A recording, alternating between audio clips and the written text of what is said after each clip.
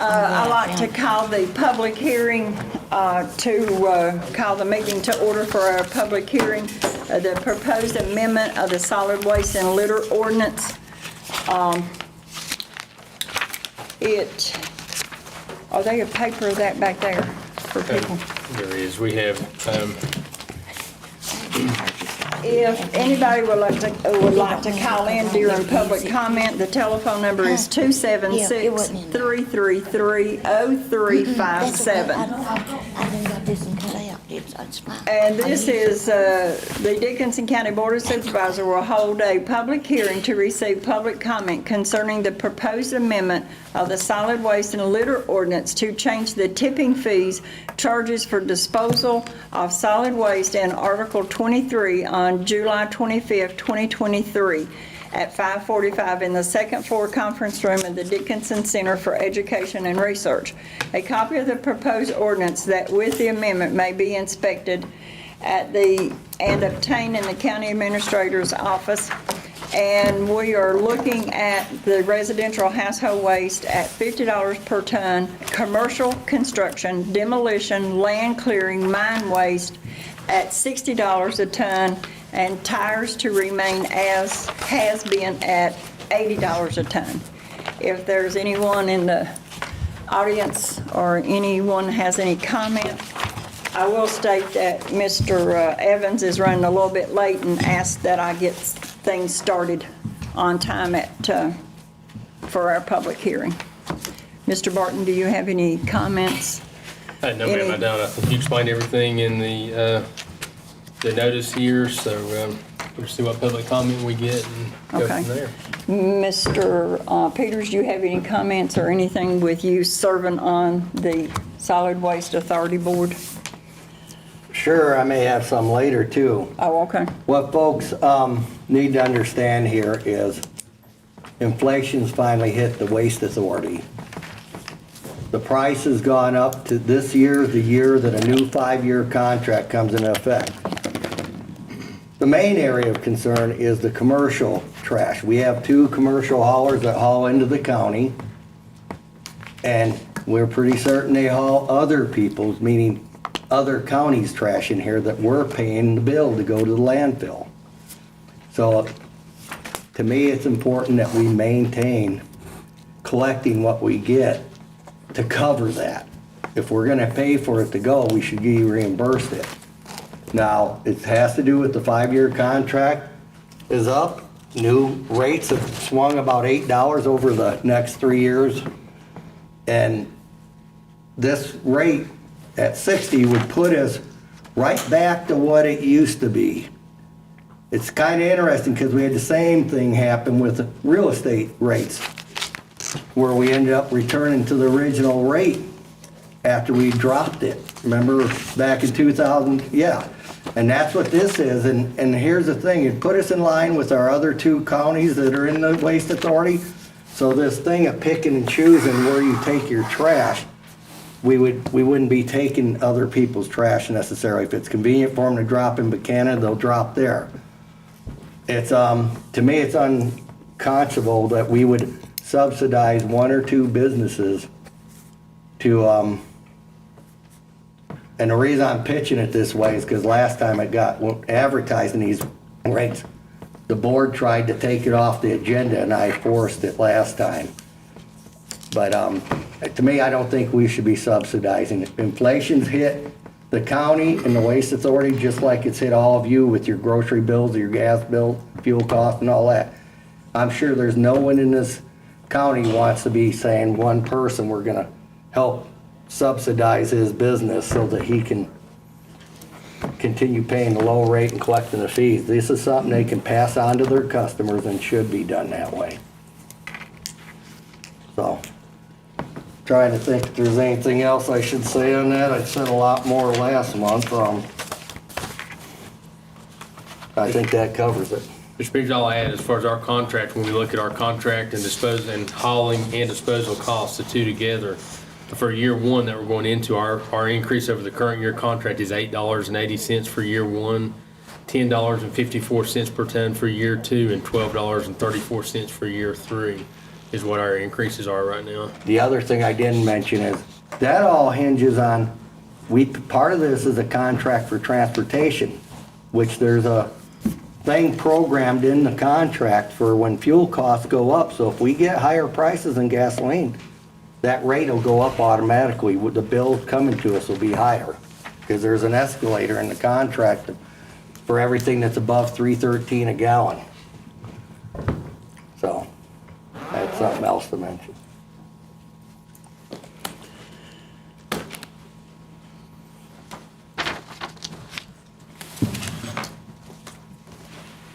Do we have any phone calls? Again, if you are watching and you have a comment on the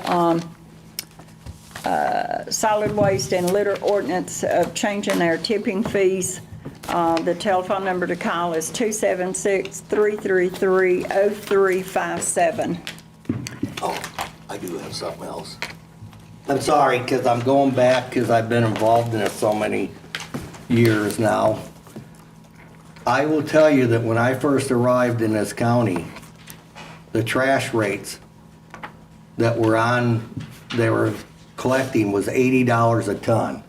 I don't know how long that was going. That was when Shelby and Gary Hall were on the Board of Supervisors. I know I shook up the board that night with some comments I made, because it seemed ridiculous that it was that high. So the board lowered it to 60, which is what we're trying to go to now. When I first came on the Board of Supervisors, I realized we were paying less than $40 to dispose of the trash, and we're required by the contract to try to encourage 90 to 95% of our agreements, to encourage 90 to 95% of our trash to go into the transfer station. These guys were complaining because the price was too high. They could drop it at the other, in Washington County or in Bristol, for cheaper. It was more economical for a business decision for them to drop it there. So I lowered the rate because we were making money as it was from 60 to 40, and I got the Board of Supervisors to support me on that. Now the thing is, it's switched, and we're gonna be paying out of our pocket. We already have some, and we had to adjust it for the fuel increases. So I want you to be aware of that. So I worked with these guys to try to lower the rate when it was feasible, because we didn't need to make great money off this. But now it's reached the point where we're starting to pay out of our pocket, and the responsible thing is for us to ensure we're not paying, especially if they're bringing trash from other counties into our county. There's no way we can effectively police what's in the back of these trash trucks coming in. Thank you.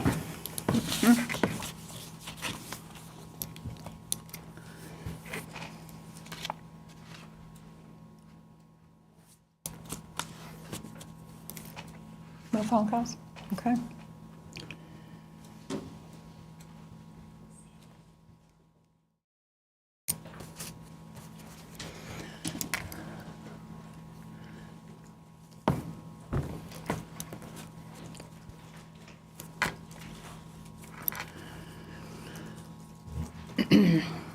Still no phone calls? No one else no one in the audience has anything to say on that, on the tipping fees at the solid waste department? Madam Vice Chair, Yes, I'd like to speak also, if Yes. I have time. yeah. I got 5 minutes.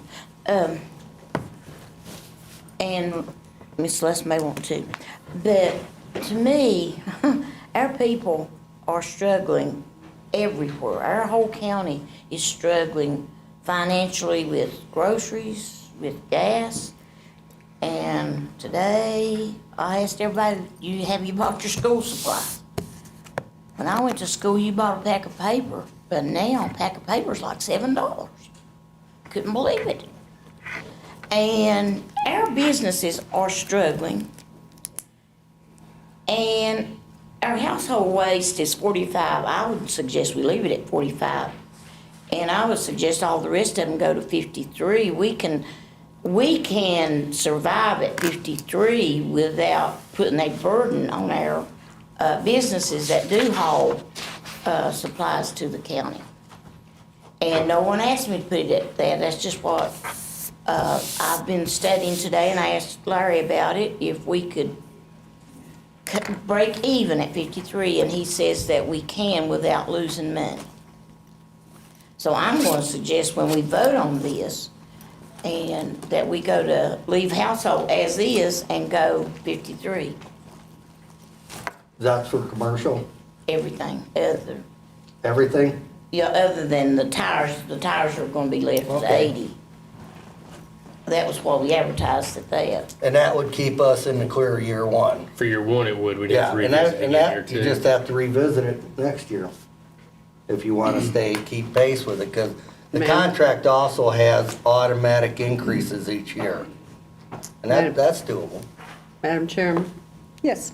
I will agree with Shelby. I think that if we can get back by with keeping it at 45 for household and 53 for the rest, except for tires, and Mr. Barton thinks that we can, I think that would be a good I think idea. it's fair to our What's the haulers too. residential? I mean, we don't wanna put an extra burden on them if Residential's we don't have 45 to. right now. Yeah, but what are we gonna be paying? We'll have to be paying. We'll be visit losing it about again $7 if we a ton, have to. But we'll be losing on the residential. So- We can visit Now, again I'm in a year. I'm confused because I thought you were saying 53 for both rates, Shelby, when I No. just asked for clarification.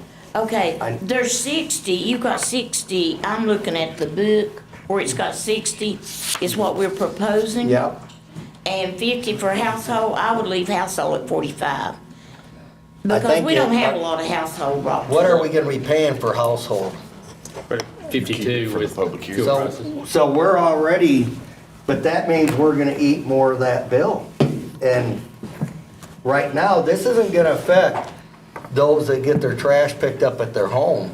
This affects when someone decides to clean out their barn or shingle a roof and hauls it down to the transfer station and drives across the scale. As far as household trash, the county covers that through the general fund, the lion's share of it. It's just when they do projects like that and stuff like that, they haul it to the transfer station, they would have to pay. So with 45, we would be eating that, and it's really, I can go either way, but it's really not gonna be a significant amount of difference here. I looked at it, it's about $1,100 a year because we don't get a lot of. We don't get a lot of trash residential from coming in, so- residential that drive across the scale. Hey,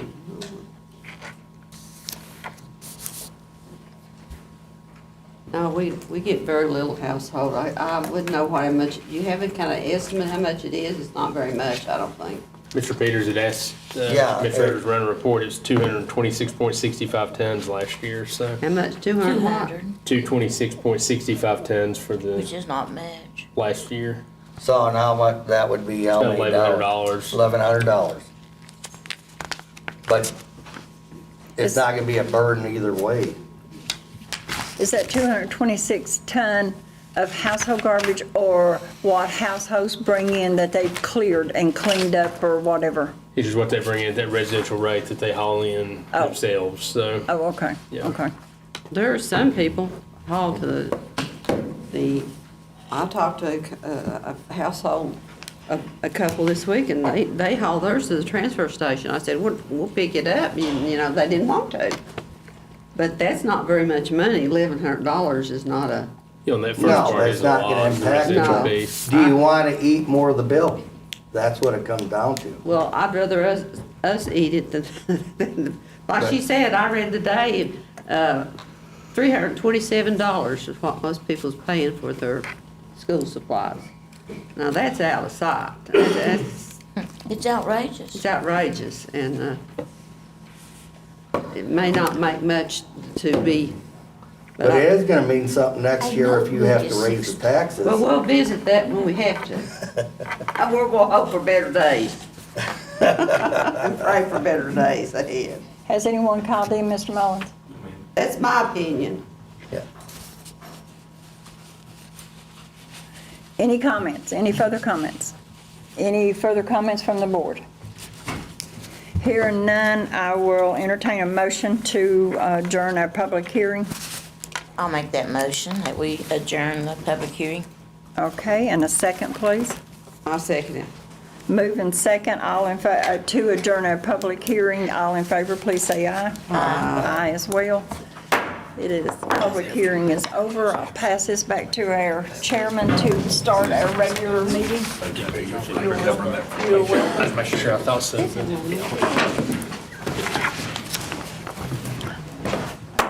All right, it's now after 6 p.m. We'll call our regular meeting of the Dickinson County Board of Supervisors to order. Would note for the record that all members are physically present, along with County Administrator Mr. Barton, County Attorney Mr. Sturgill, Madam Clerk Teresa Lyle, and our Economic Development Coordinator Ms. Cronkite. If we will, let's join our hearts and bow our heads for a word of prayer here before we begin.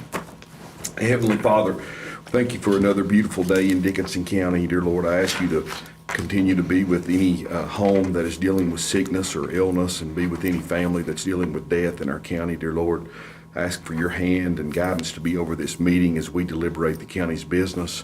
I hope that what's said and done, although we may disagree at some point, but is ultimately pleasing to you, and we all handle each other with respect and love as you direct us to. Dear Lord, I ask a special blessing on Mr. Barton as he carries out the county's business as well for us on a day-to-day basis. Dear Lord, it's good to see our friend Mike Yates here, and we continue to pray for him and Anita and their health. Dear Lord, I ask for a special blessing on our law enforcement, first responders, and military men and women, both home and abroad, and be with our country and our commonwealth and our county. It's in Jesus' name I pray. Amen. Amen. You want to lead us in? Pledge allegiance to the flag of the United States of America and to the republic for which it stands, one nation, under God, indivisible, with liberty and justice for all. All right, that would take us to item number 2, approval of minutes from our public hearing and regular meeting of June 27, 2023. Are there any amendments, suggestions, comments, and/or motions in regard to those minutes? I'll make a motion that we approve my call Teresa and she's corrected what I had asked her. And it was just a typing mistake. All right. So I'll make a motion that we do approve those. Is there a second? At the Is there a second? minutes. I'll second it. Yeah. Any other discussion in regard to the minutes from the 6/27/23 meeting? Hearing none, all those in favor, please say aye. Aye as well. I do have one suggestion on the agenda. This is the only one that I have, would be to swap 6 and 5. That would be my request for our guests to not maybe, because there might be some items in public comment would get bogged down in, and I would ask that we move those two. That's fine. Various or other matters. Mr. Chair, on item 7F1, the resolution from the general registrar, we just learned today from Ms. Steele that is no longer needed at the state level, so if we could strike that from the agenda. And then with our consent agenda, as part of the approval of expenditures, Mr. Sturgill left his legal invoice here, if we could add that to the consent agenda, approval of expenditures and Which one did you strike? we struck 7F1, the general registrar resolution. And what are you adding to the consent agenda? What was it? Attorney fees. Attorney fees? Okay. To the list, that'd be under A for a list of Yes, ma'am. expenditures. What's 7B?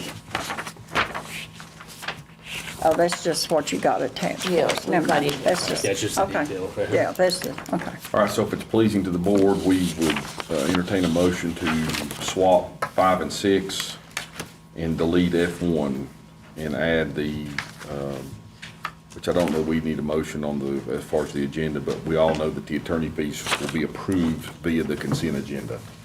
So if we could have a motion to say amend the agenda 5 and 6 and delete F1, 7F1. I make that motion, Mr. Chairman, that we reverse 5 and 6 and make the old business number 5, public hearing will be number 6, and to remove 7F1, the general registrar, and cover the legal expenses under the consent agenda under the expenses. All those, or is there a second to that motion? I'll second it. All those in favor, please signify by saying aye. Aye as well. So we have an agenda, and that takes us to item 4, the consent agenda. Mr. Barton, is there any highlights from the consent agenda you'd like to point out to the board? No, sir, I will mention that on item 4E, the fire and rescue report, that was not contained in your packet, but was emailed out to you on Monday, and there's a hard copy for you in this little addendum packet here, so.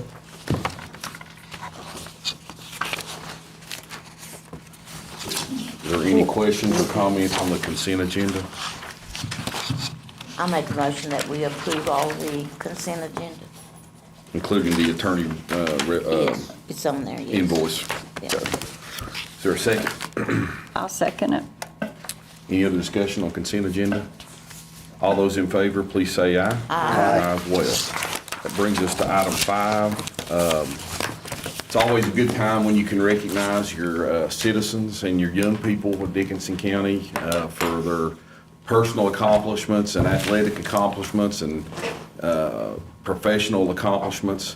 It was brought to my attention earlier in the year by a friend of mine that after Chance had scored his 1,000th point, that we had a family in Dickinson County that had 3 generations of athletes that had scored 1,000 points or more on the basketball court.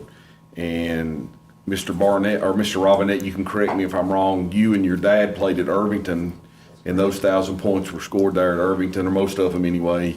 And then, of course, Chance, the 3rd generation, scored most of his at Rose Ridge at our Ridgeview High School facility. So that is a VHSL record to everyone's knowledge. I think we've checked and double-checked that.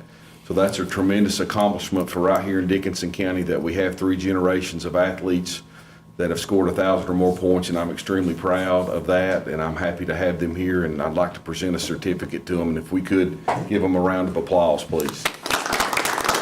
Y'all, if you have a chance to come up, and I would say Chance is a great young man. Not only is he a fine athlete, he's a good kid. He's a great role model for the younger kids beneath him, and he's just a great family, and I'm happy to recognize him. If we get y'all up on the stage. Where you want to come? Congratulations. You did what? What's that look like for? Yeah, Let's get a photo with the whole board, if you don't mind. Even Ron? Even Ron. He's a buddy of mine. He's leaving us. Danny, you gonna take a picture for you? Yes. Looks like we have, I didn't know the. Oh, yeah. Squeeze in here, everybody. He is.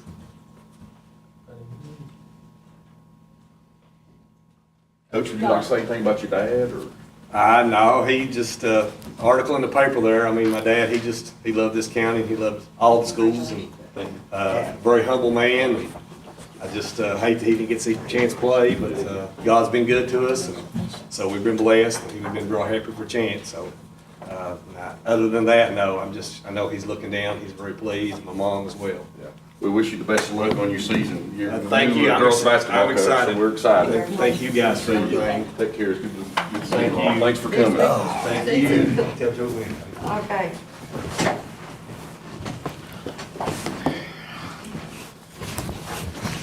Appreciate you all. Thank you. It's good to see you. Any other members like to say anything on that?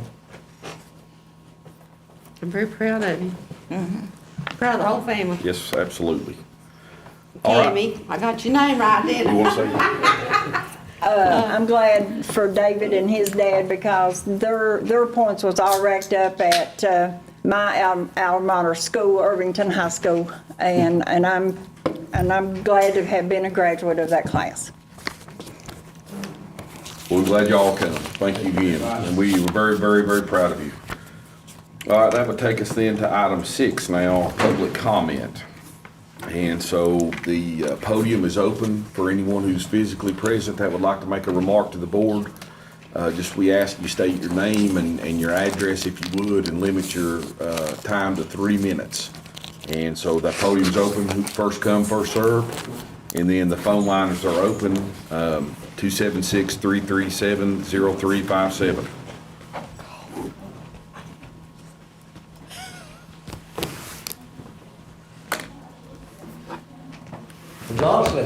Hello, Mike. Robinette family would stay around. I was fortunate as a little boy that my grandparents lived just at the front of the lane, and the Robinette family lived back behind them. And my Uncle Jim would carry me on his shoulders as a little boy back to their house. And all of that family, the entire family, Chester, his cowboy, Danny Lewis, the whole crowd, they all played music of some sort, and they could pass along whatever it was. It didn't matter. One got tired of playing the bass, he'd pass it off and play the fiddle. But and they were really good at that. But I grew up listening to that family, and they were accomplished not only in Sports.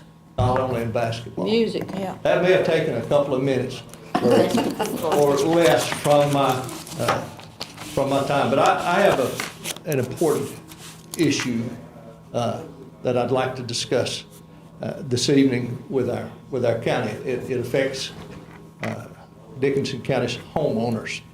I had a rifle commander while I was in the Marine Corps. His name was Melvin Paul Sands. He was one of the most courageous men I've ever met in my life. And the biggest piece of advice that he would give, most often that he would give, was this is not a good time to start a gunfight. And so think about that. And I'm not here tonight to start a gunfight.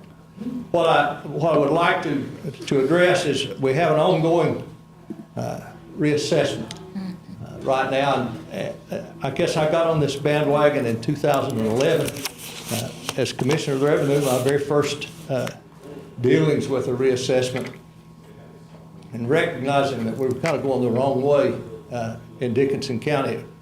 It wasn't so dramatic at that time, but home values compared to other real estate in Dickinson County.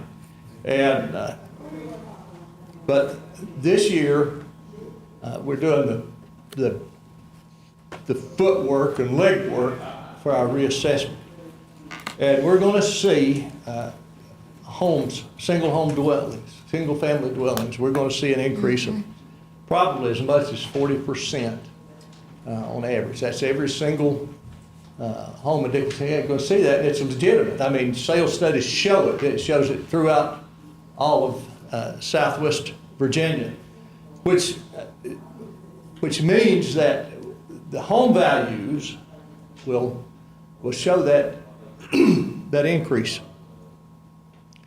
And what's going to occur with that increase in home values is that our revenue stream will, Go ahead. please, our revenue stream will increase by a factor of greater than 1%. And constitutionally, we must lower the tax rate to where our revenue stream does not exceed 1%. So it looks like the right thing to do then is simply push down the tax rate. But the problem with doing that, there's only one tax rate that's allowed. We can't apply a tax rate to home and another to land, which is just one.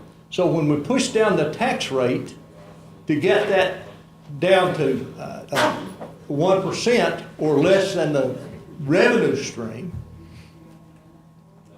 then it pushes down the revenue stream on all other real assets. And it still leaves this huge 40% burden, additional burden on our homeowners. And, pushing down the tax rate, that would probably work for a locality, but it's horrible news for our homeowners. And what happens then was in October, and this is shortly before the election, by the way, something else to think about, is that reassessment notices are going to go out to our homeowners. And what it's going to reflect is the tax rate that we have currently, which is 60 cents on $100. And it's also going to show what their tax on their home will be next year at 60 cents. It's not going to show some adjusted rate.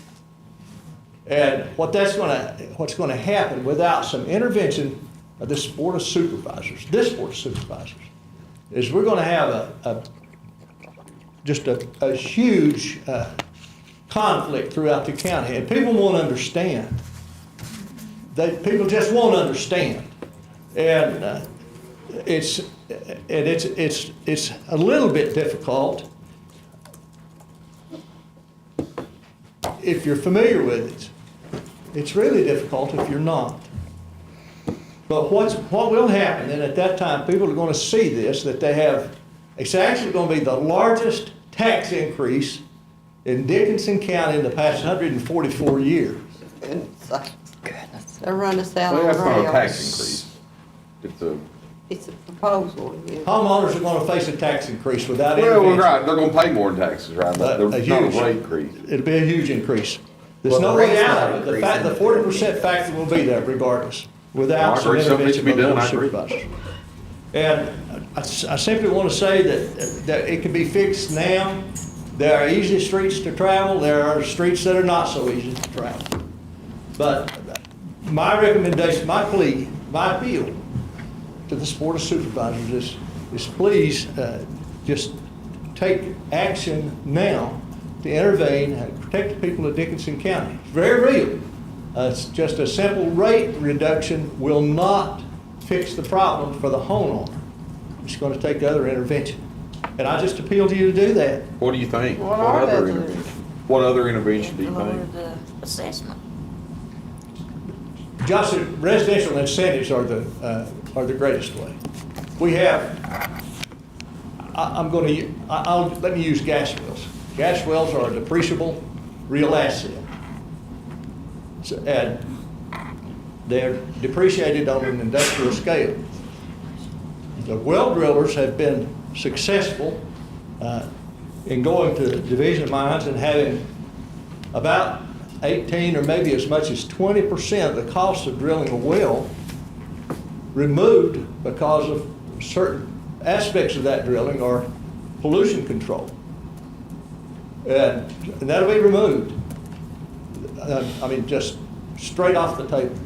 Every single solitary one of us, or I hope, have a septic system at home, and its sole purpose is pollution control. There's not a reason that this board cannot make that consideration for homeowners. There are other things, road paving, water control, all of those things, but we really need to look desperately at certain ways. And right now, in a 3-minute session, and I'm already probably at 8, is probably not a good idea, not the right place. But I just want to appeal to you to do that. I didn't come just to bring a problem, but the problem is identified, and I'm confident that all of you, you've already seen this before, you already recognize it. But I'm here to pledge to you my help and support in any way that I can to come up with a resolve for this matter. I just want to thank you again for the time. Ron, yes, sir. Well, at bottom line, taxes are gonna go up. You earlier in the public hearing, we were talking about helping our people. This is a train wreck coming if we don't do nothing. Our typical revenue stream for us is typically about $7.1, $7.2 million from real estate. And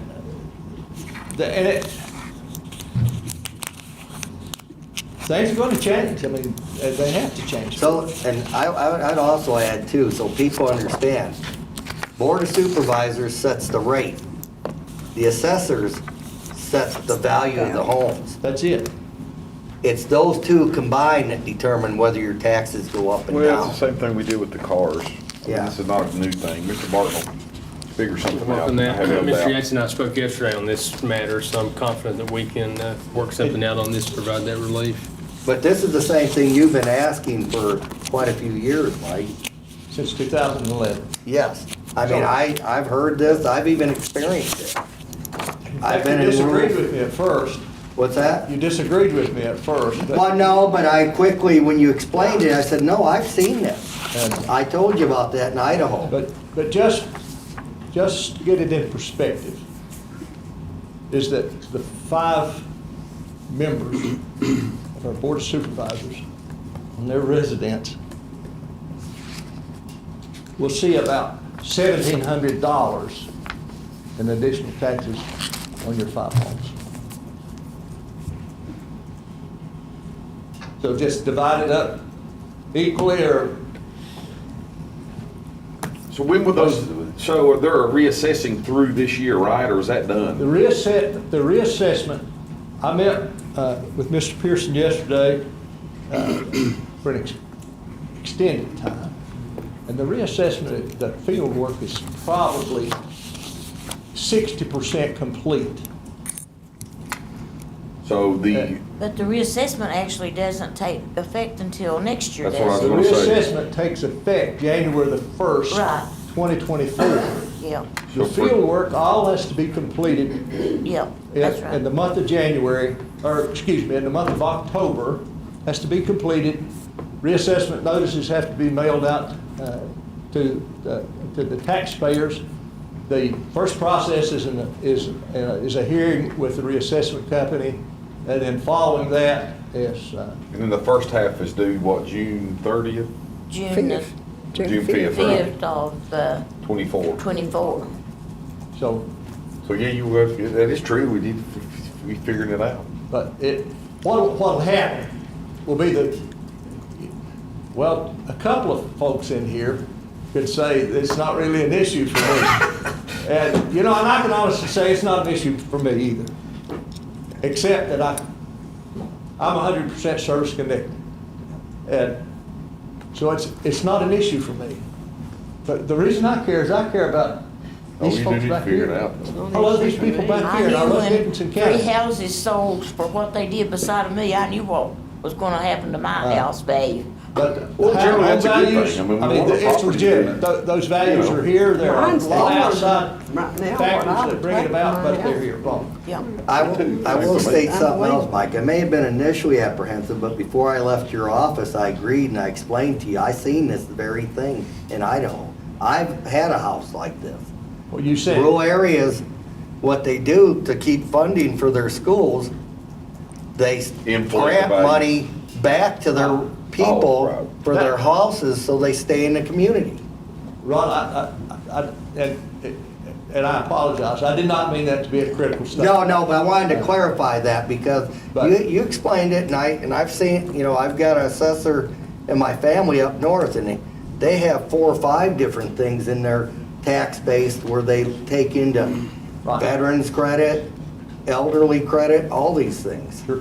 So, Mike, if I might ask the question, the people are doing the assessment right now, you said they got Right now. 60% done? It's about 60%. Do they have to make a physical visit to the home? Not necessarily. Because I have not seen nobody at my I've not house. seen that.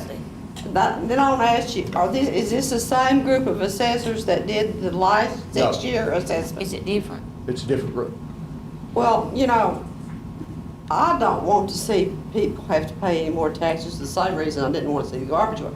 But at the same time, when I look at my what they assess my house for, it's very reasonable. Well, I mean, it's not what I would take that, what they assess my house for. okay. But you know more about it than I Have they do. done assessed yours this time? Huh? No, I haven't seen no assessment of mine. You may not have been home. Well, may not They- be, and that's Typically, true. what they'll do, first and foremost, is review building permits and look at those. We all know that the price of building materials has made prices go up, right?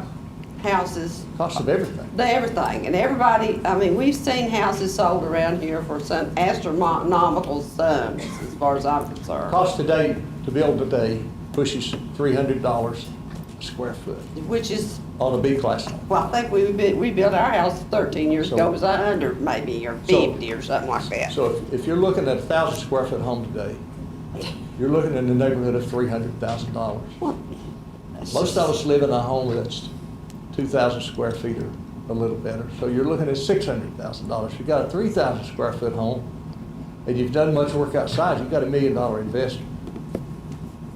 I mean, it's just how it is. And those values will be reflected in our reassessment. Well, I appreciate you sounding the alarm. I do too. Yeah. It just needs to be I taken think care that, of. I suggest you, Larry works in you, because you're your expert on this stuff more than I am. I mean, we don't want to be like Wise County, have to go back. You helped us. Russell County, yeah. And that, when About it car comes to tax. car taxes. Now, Wise County's had to go back and redo their thing As I over. recall, I told you how much additional tax you would be paying on. Yeah. Okay. So we appreciate, the citizens owe you a debt for what you have No, done. listen. There's no debt owed to me. Well, yes, I think so. I think gratitude is owed There's, to you for there's what no you've debt owed to me. done. I appreciate what you've done. honestly, I could probably live anywhere I want to, and I do. I love my people. I love this county.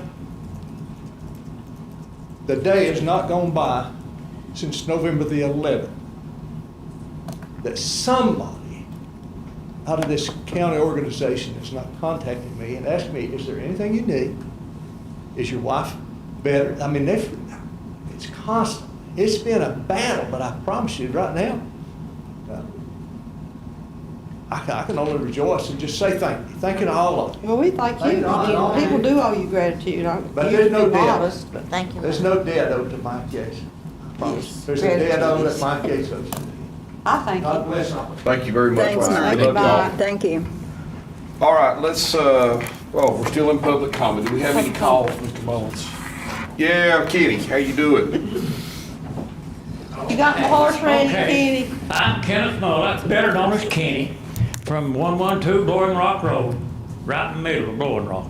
And I'm here, I guess, hoping for the blacktopping of the Aggie Center, up on Red Onion there. And for the people that missed the meeting the other night, the dinner, they really missed, but I think the ones that had never been there was shocked. I was told by some of them, and they were shocked at what a nice place it was.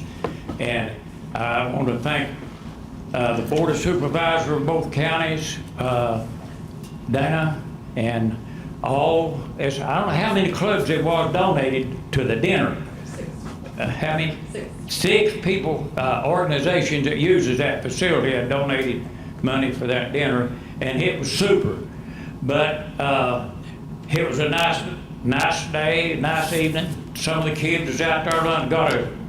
A lot of times we have meetings, the kids play outside in that big grassy place, and it is a jewel for Dixon County, and it needs a blacktop road and a good road so vehicles can get in and out of there that's pulling a big rig. And especially the wintertime, our club, the Cumberland and Pine Mountain Trail Riders, has canceled meetings before on account of the weather up there. The road would be slick. And I think that, I know both my grandmothers, they wore a brooch, they called it a brooch on their coat here. And either a diamond or a ruby, had a lot of these little things coming into it. It's beautiful. I think that place would be the brooch of Dickinson County. All these other businesses coming into it and bringing more money into the county. And when you bring these big trailers in here and four-wheel drive dualies and all that stuff, them people, they got money and they're spending money while they're here. And they like to come and stay 2 weeks at a time at these other places. And a lot of the rides and the horse facilities I went to in the past years, you have to get a year in advance, pay up a year in advance or make a down payment on it. And so I think that it could get that big in a few years here if we had, we really need on top of not only blacktopping that road, we need some room to park big rig horse trailers and campers, people are coming in from other states. And so if you come around 6/11 and tell people, let's go to Birch Knob and ride the Pine Mountain Trail to Elkhorn City, well, where could we park? In the ditch line? I mean, it is something maybe that we could look forward to if you all could, I know the Board of Supervisors just do so much, but you read in the paper about this grant and that grant, so many million, point so much. Maybe there could be some grants written that could help us get some land to have a horse facility. There are a person in Wise County that would put in a horse camp if the county or the Corps of Engineers or somebody would grant him the property. He would put in a horse camp for people to come in from other counties. And I just hope that somebody that's got some influence on getting this road blacktop enjoyed that dinner. That maybe that would help them decide. And I thank you very much. Thank you, Kenny. It was very nice. Hey, Larry, is it paving it from the road up to the top and down to the center? The top would be done. And then it would be- Good evening. Somehow I have the luxury of going after Kenny. It's a tough place to be two times in a You're much row. prettier though. Ms. Dotson. Ken. Anyway, my name is Betty Dotson. I live on 220 Fawn Lane, south of the Mountain Road. Got some neighbors in here. It's a beautiful place.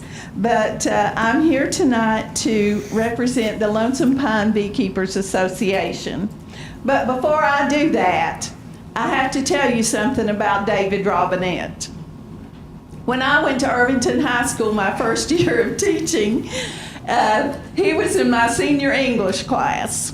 Yes, he scored 1,000 points. Yes, he did many, many things. But the thing that impressed me most about Chance's father was, I found out that year he had not missed a day of school for his, I think it was 12, 11, 13 years at that time, kindergarten through 12. That was phenomenal in my opinion. So I'm digressing there for that, but I do want you to know that about him. I wish he had stayed, but he's a good family. And thank you for recognizing him. I want to say that. Well, I'm pretty much going to say the very same thing Kenny did. I'm here to petition and plead and thank you for considering our road to the Ag Center up on Red Onion Mountain. I envision quite a bit of activity from our little bee club actually increasing over the next year even. In the spring, we are going to install an apiary there in which we will go and set up a beehive, and I think we've got a volunteer to supply us with a hive of bees, and we'll be managing that hive, and we want to see it grow. If you take a moment and do some research about the importance of the honeybee, it will amaze you. One of the most important things that was a visual that I have seen recently was two pictures. One was flooded with food at a grocery store, all kinds of fruits and vegetables, and the other picture beside it was a third of that cut out. And the message was, without pollinators, and that there are other pollinators besides bees, but without pollinators, a third, We have no oh food. dear. Go ahead. Just very quick, That's all right, go ahead. I've got just a little bit more. A third of our food supply would not exist. And I think you have the power to make a decision or be involved in the decision making that would make our little place viable and sustain us in the future. And I hope it's a decision that you look back on in years to come and tell your grandchildren, I was a part of that. And the last thing I want to say to you is, in October, our bee club is having a honey show. I would like to invite all of you to come up there and participate, and we're hoping to have vendors and different things available to everybody in the county. What day did you say, Betty? Pardon? What day did you say? It's going to be in October. Okay. October what? The 24th, May 24th. I try to look at your signs. You used the word there that I don't know, apothecary? Apiary. What? It's Apiary. Apiary. It's the bee is called Apis mellifera. And it's a bee yard. It's a name for a bee yard. So you're gonna put one up there so people can see it? Right. Represent. We could actually have, well, if they had suits, we could have children, and at a distance, they could come and actually see those bees. We could pull out hive frames, frames from the hives that show the bees working on the honey. And last night, I have to tell you, we had a most interesting meeting. One of our members brought different kinds of honey for us to taste. And I have to recommend, if you've never tried Sourwood. buckwheat honey. Buckwheat, huh? Sourwood's good. Yes, it's good. It is good. I'm sorry, I didn't mean to go over my time. I thank you for letting me finish, and I hope you have a good evening, and your decision is vital to our little project. Thank you. Thank you. Thank you. Thank you, Betty.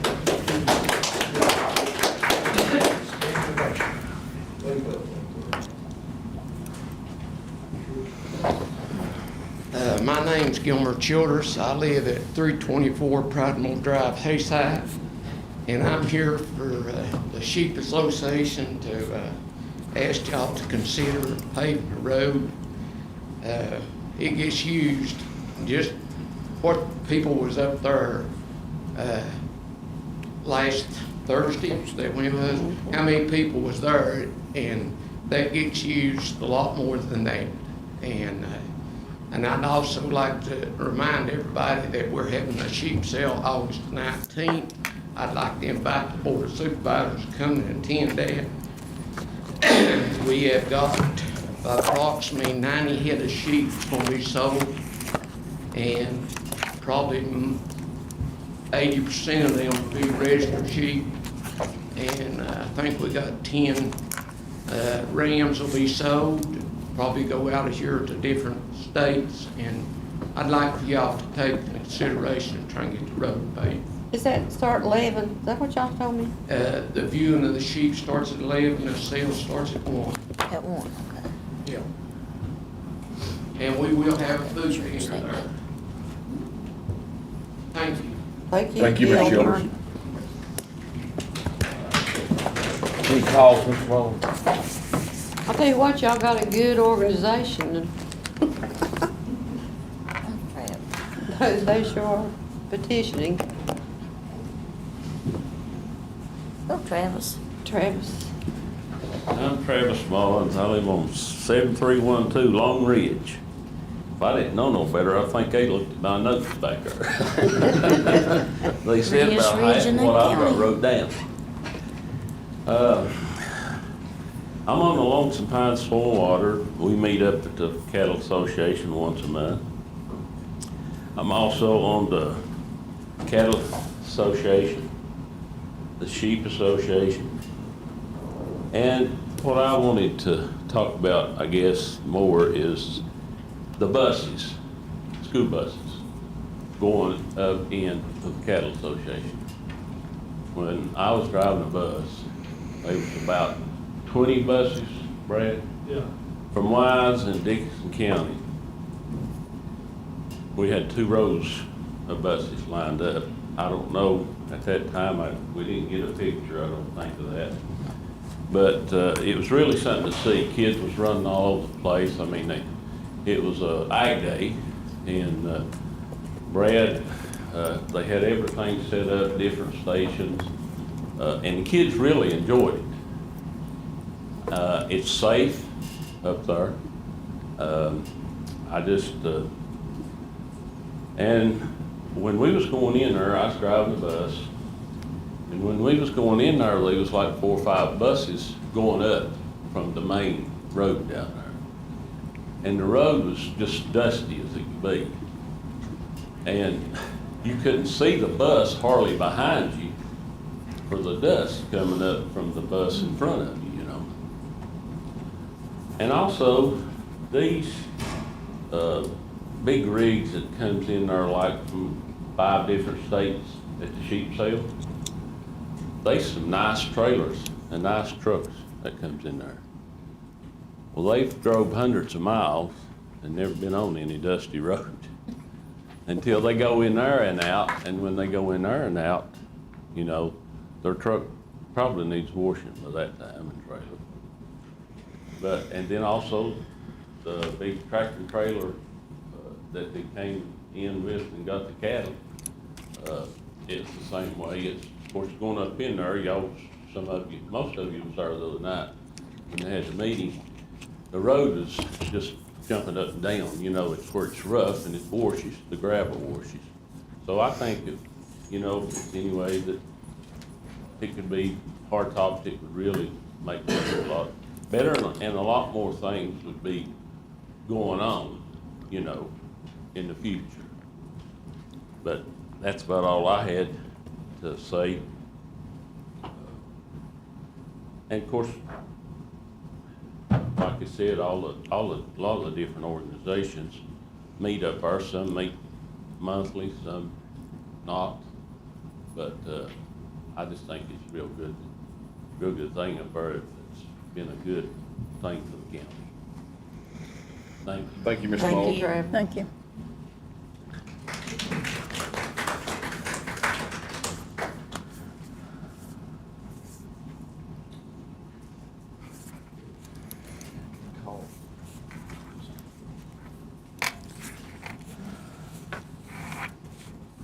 My name is Mike Yates, not to be confused with Mike Yates. We growed up together, known each other all our life, but don't confuse me with him. I live at 271 Hillside Farms on Caney Ridge, been there 71 years.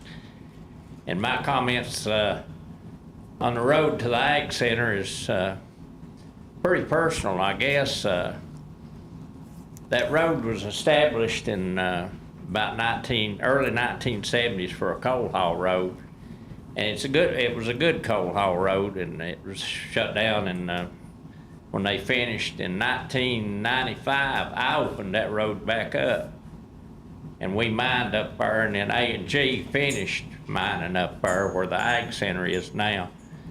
And that road, like I said, is a good coal haul road, but when you put a 53-foot pot-bellied trailer on it, they can't make it.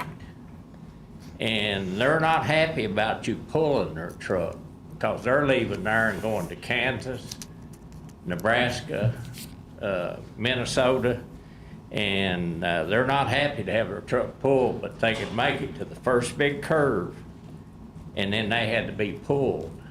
It wasn't that hard to pull, but they had to be pulled. And I loaded 3 myself in 42 months. And the difference, gross amount, dollars and cents, is what you have to look at. And they was around $4,000 to $5,000, and that's a minimum amount that I grossed more than if I'd had to haul those cattle to Abington. And that was the nearest place that I could have offloaded for a tractor and trailer load. And because we had certified scales, you had to have certified scales, and the cattle are discounted if they're hauled that far, and it's just a wonder. And the only reason I done that in 42 months about 5 years ago, and the reason I quit, you wonder why I still ain't doing it. I had health problems. I had 6 bypasses and a reverse shoulder replacement. But it has the potential that we never had here before to load a tractor and trailer load. And a lot of people said, well, there ain't that many cattle in Dickinson County. They are. And the sheep is the same way. You haul a load of sheep to Tazewell, and it's 90 miles from the house. And you know what gas is now. And the sale bill is about $12. I think we charge $2 loading fee now, so.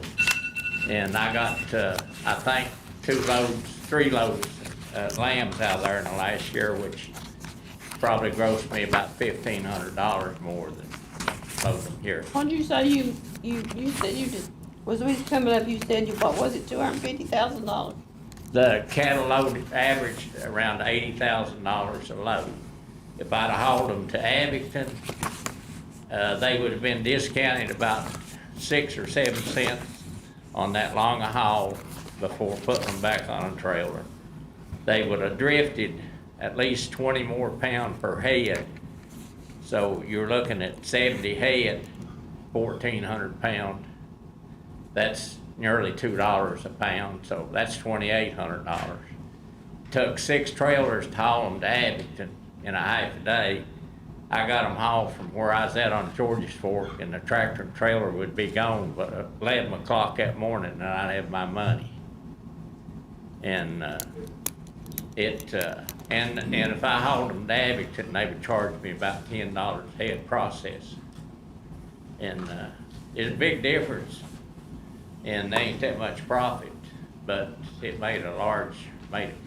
And I wanted to do that for years, always long, but I couldn't go to Abington or Kingsport. But now the lambs is a big asset too, to get them loaded out. I was up there and talked to Mr. Freddie Moans, who has quite a lot of experience, the elder Freddie Moans with strip jobs. Right, And you have too. You said you mined up there. right, And Freddie, Mr. Moans seemed to indicate that he didn't think, which I want to see more expansion up there, because you need more parking space, right, more room. He indicated to me, he and I toured it sort of bit, and he looked up toward that tower and he said, that's solid rock right there.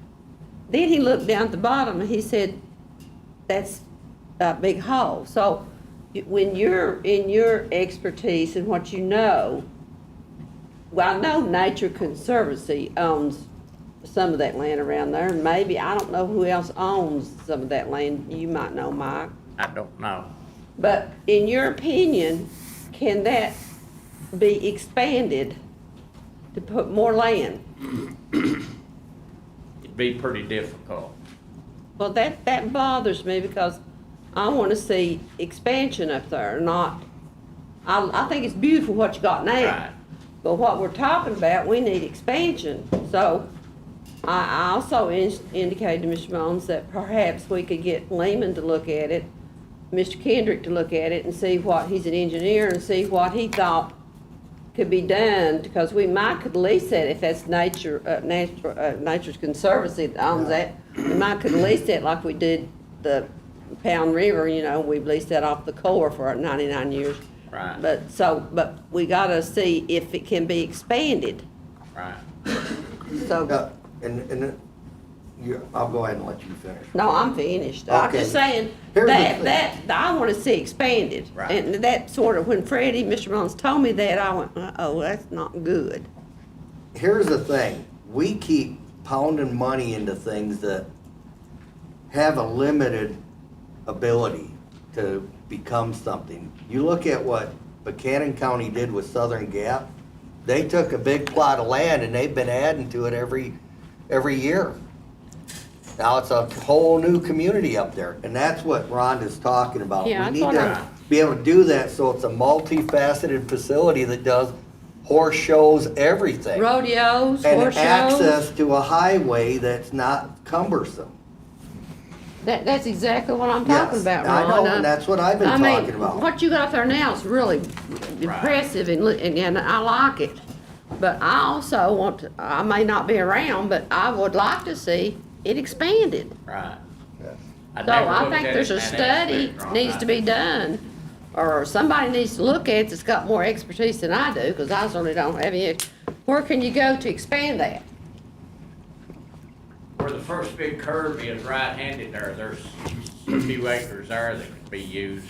Well, I found out something too. Freddie said that the public sewer was right down there at the old Pears workshop.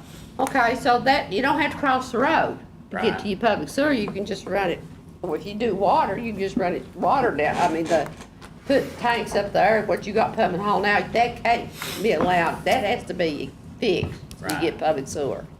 So, would be an expensive fix, but it's something you gotta have. Right. Well, I don't care, I want to see it hard top, but at the same time, I want all of you guys that are here, and you're very organized, so you know what I'm talking about, and you're very organized, so you're smart and organized. What about expansion? We need Like to- Ron said, we don't want to pour, we want it, I want to see it, like Southern Gap, I went up there 20 years ago when I was working in Buchanan County. It was nothing. I mean, it was just. Well, this is where, this probably needs to become something that's on the IDA's radar. Yeah, it should be. To really, It was nothing, and they just kept pouring money into it.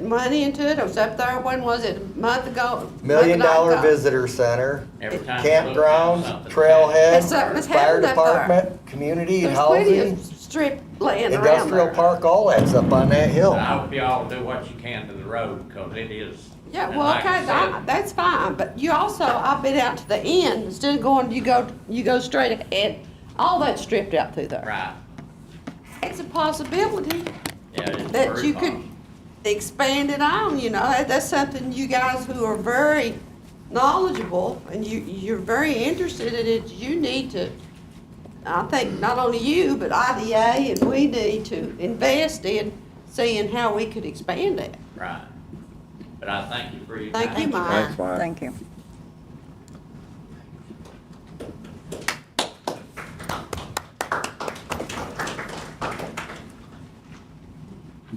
I'm Brad Mullins, Dickinson County Agriculture Extension Agent, and like to thank you all for the support that you've given us and shown already. And like the group that's been here before you tonight, I think that they've all kind of shown a need or a want to have the Ag Center paved. Last Thursday, we had some of our groups that actually just wanted to pay for that meal themselves, but we made a conscientious effort to let all of them show their gratitude for the Board of Supervisors and the IDA boards of each county. Those 6 groups, which Lonesome Pine Beekeepers, Coalfield Beef Cattle and Land Use Association, the Coalfield Sheep Association, Farm Wise Dickinson County Farm Bureau, Lonesome Pine Soil and Water Conservation District, all of those groups gave $200 each. So it's $1,200 to feed everybody up there last Thursday. And it was great. I'm glad to see everybody. I think the tour, we tried to showcase what that center's been used for. We tried to get some of the people that have used the center to come and tell you how it's used. I don't think that I have told you, and we've told you a lot of stuff, but in the last 2 years, we've taken up and sold over $125,000 worth of sheep up there the last 2 years at that Ag Center. And that's all people in Wise and Dickinson County. And you don't think about that, and Mike just said a minute ago, you don't think about Dickinson County being a cattle kingpin, so to speak. Same thing with the sheep. You wouldn't realize there's $125,000 worth of sheep in the county, but we have sold them up there the last 2 years. Wonderful asset. Absolutely. We had a bee meeting there last night. Here tonight, we've got a Coalfield Beef Cattle and Land Use Association meeting at the Coalfield Ag Center tomorrow night. You guys are welcome to come. Meet with the cattle group if you want to. That's at 6 o'clock. The Ridgeview High School FFA chapter, which is the agriculture class, will be there on Thursday evening at 6 o'clock. They're having their fish fry there. So 3 nights this week, the Ag Center's going to be used. And it's that way all the time. And so I urge you, you've got the best opportunity in the world to do this road with the coal board meeting and basically approving that money that the board can approve tonight. And I urge you, now is the time. I don't think that there's a better time that we can do that. And as I said last time, the county owns this property.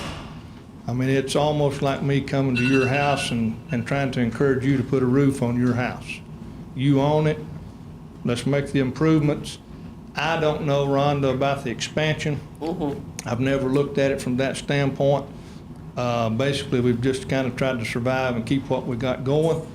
But if you drive to the top of that hill and you look, it would almost be a scene that you would look like out west, because it just goes for as far as you want to see, and it's flat, but it's up on top. And Somebody lives now, up what's the likelihood of being able to get that, or, you know, down the road, I don't know. But I've been up there and looked, and I mean, there's property there, but I just don't know the outcomes of getting it and who owns it and those type of things. But I urge you, if you can, please make every consideration to do it. And I know this group, and I know all the groups that use it would really appreciate it. And if I think the sooner that we could get it done, the better. If y'all make that decision tonight, I think that's something maybe that could be done this fall, and it needs it. We'll have people, I'm on the daily, it's really heating up right now. We've got folks from 7 states bringing sheep to this sale. I don't know where the sheep will go once we sell them, but I'm assuming that those people that come from those states will probably buy sheep as well. So it is used. I know there's been some talk with my group about having a cattle sale there sometime in the near future. So the possibilities are limitless. But you hate for when people comes to the Ag Center, you hate for the first conversation that you have, what are you going to do with that road? You know, people drive from everywhere, and you know, you hate for that to be the first conversation. Somebody comes from Georgia, what are you going to do with that road?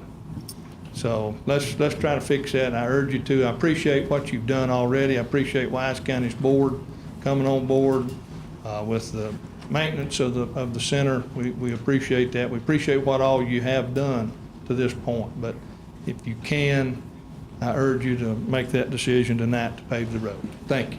Thank you. Thank you. Anyone else? Paul. He's been trying to get up to it. Paul O'Quinn, 796 Newberry Ridge.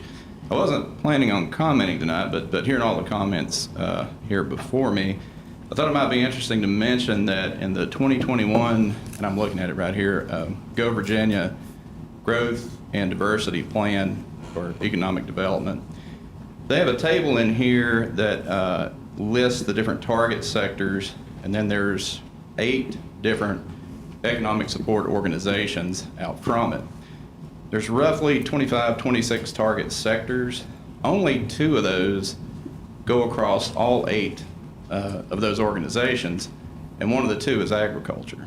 So, you know, if Dickinson County wants to be competitive and be a part of attracting economic development in terms of agriculture, I think we do need to think about what can we do to support that ag center. And great point, Ms. Sluss, about is there an opportunity to expand that up there and have other uses for it. So just wanted to mention that as you make considerations going forward. Thank you, Paul. Thank you.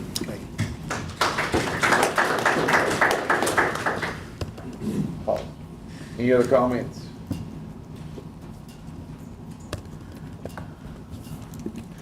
Is that the,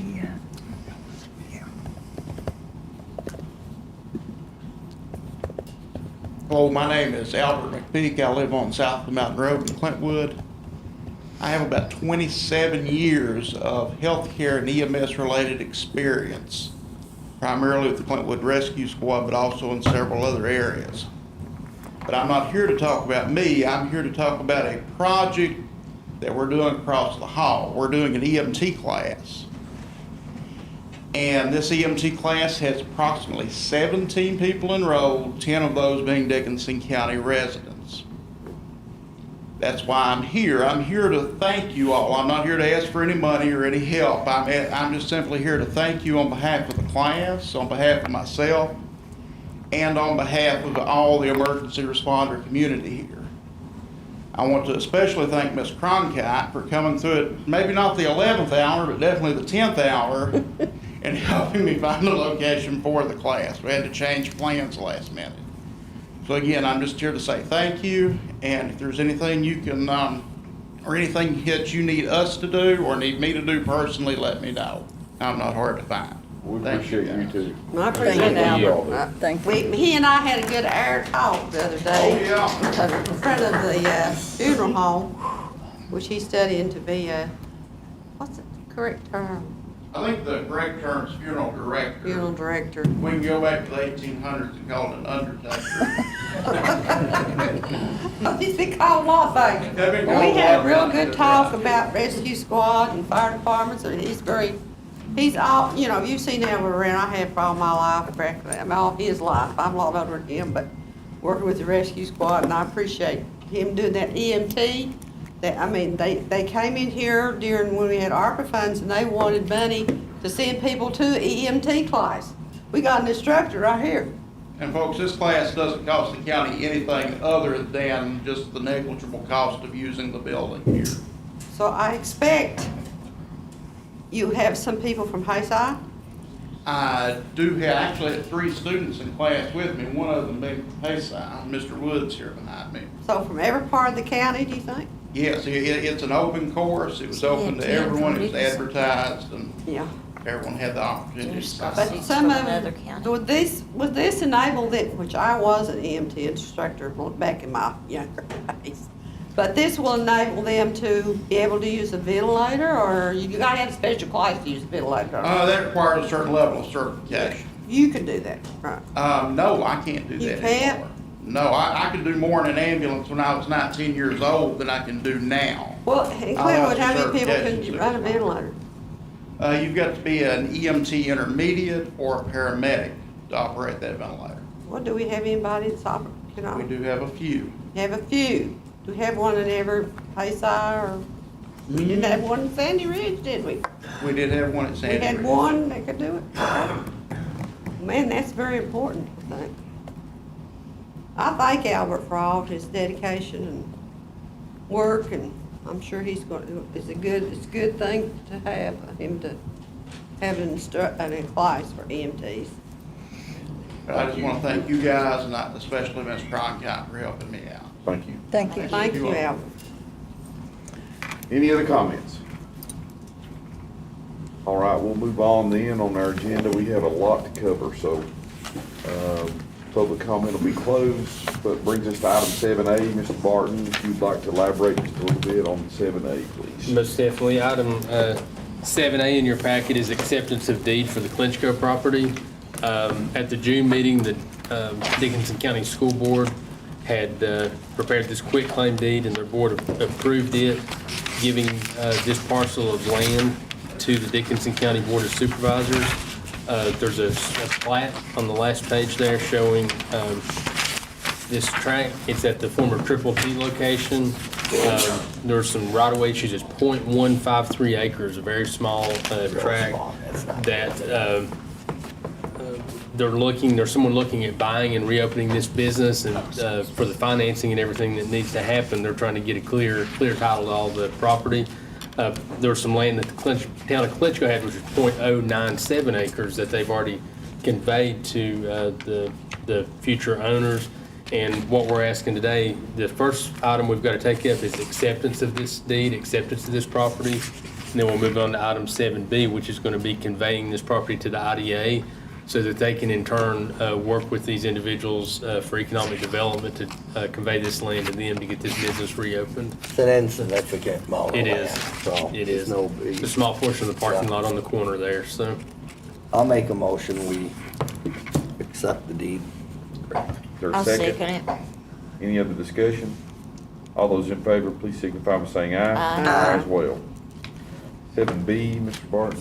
Mr. Chair, 7B is in the addendum to your packet. It's actual deed conveying this property to the Dickinson County, the Industrial Development Authority of Dickinson County. So it's a second step in this process. Mr. Chair, I'll make a motion, we convey the property to the IDA. Your second. I'll second the motion. Any other discussion? All those in favor, please signify by saying aye. Aye. As well. 7C, Mr. Barton. Item 7C, what you'll have on that, we have a separate packet that was in your packet that had actually all the construction documents as far as the comprehensive agreement itself that the school board would be entering into. And then from there, in your, what we're doing is we're passing a resolution tonight, would be allowing the school board to enter into this comprehensive construction agreement. And Virginia Code requires the Board of Supervisors, for lack of a better term, blessing on doing that. The schools have been diligent on their funding. The total project budget is $5.6 million, actually $5,600,500. The total project counting furniture and everything that's needed. And I met with Ms. Robinson and Ms. Taylor last week, and they provided me a detailed budget of funding sources showing how they are funding this project, and they are not, the most important thing is they are not asking for any additional funds from the Board of Supervisors on this. So we do need to pass the resolution in the packet on that. And of course, I'll entertain any questions that anybody might have on this. So Well, how are they gonna, they're gonna get $5.6 million? they do, if you'll remember, they had applied for I a know, grant recently, a yeah. construction grant through the Are they state gonna pay that back? of 1 point, no, these are all grants. These There's are nothing- grants, so they don't have to pay They're all back? grants, Great, yes, ma'am. great. They recently received a $1.7 million grant from the state, which is, the biggest chunk that they needed to finish this up. They still had some COVID funding left from a couple of different pots of money. There's a few different pots of money they put together to do this, but they've shown to me that they can do this, and I have full faith that they can on their own. And it's quite a blessing to have the facility that we have at Ridgeview right now, to have the high school, the middle school, the elementary school. It's the third process in that, and it's going to be opening up in August. Of course, they had summer school there. We'll have Sandlick and Irvington up there, and then pre-K and kindergarten from Clintwood Elementary. This addition in this packet here that they're doing will enable them to be able to get grades 1 through 5 that are currently housed at Clintwood Elementary to the Ridgeview location starting in August of 2024. And that'll have all the students within the county on the Ridgeview campus at that time. So I make a motion that we, the approval of the comprehensive construction agreement for Ridgeview Elementary Addition Part 2 be approved. Is that good enough? it is. Yes, ma'am. I'll second it. And with that, All elementary schools will be up there. well, Next year they will be. I'm gonna say this before we get too late, nobody hears what I got to say, but I went to and Laurie was up there, and I went to last night to the roundabout, for the four-way. Surprisingly, there was only, how many people there, Larry? Counting myself, you, and the newspaper, there were 6. So that left 6 3 people. residents that came out. And I went diligently, followed it on Facebook of racket. We're too dumb to learn how to use a roundabout. Nobody shows up to complain about it. Nobody You gotta showed show up to make a statement to VDOT whether they liked it or didn't like it. And I was absolutely surprised. Now, I could wait off and hold this off till later, but I'm gonna do it anyway. I read what some of you said. And you said, you sort of said that we was too stupid to learn to use a roundabout. Now it has hurt my feelings. Because I don't feel that I think we're more intelligent and we can learn to use a roundabout. And so why were you not there? They went from 4 to 6. You were not there. And sometimes I would ask them, I said, if you don't want a roundabout, Come to the what's meeting. the solution? What's your solution? They give me no solution. I live on Katy Ridge. I come off there. Shelby lives on Katy Ridge. She comes off of I there. want red lights. It's dangerous. We mentioned a red light. I mentioned a red light to them, Shelby, but you can't get VDOT to talk to you about a red light. No, we can't do that. We Roundabouts can't are do that. cheaper. But it'd be a lot cheaper, because when I looked at the papers, they said it's gonna cost $6.3 million. I don't know that their budget they get from Dickinson County is $6 million. Now, to me, that was just, it flabbergasted me when I looked at that. two people from Rose Ridge showed up, Vern Rose and her daughter Chamberlain, and they mentioned the fact about the roundabout at the school. They got bushes growing up there about 15 feet high that has to be cut down, and Vern made a good point about that. She did. And that's good.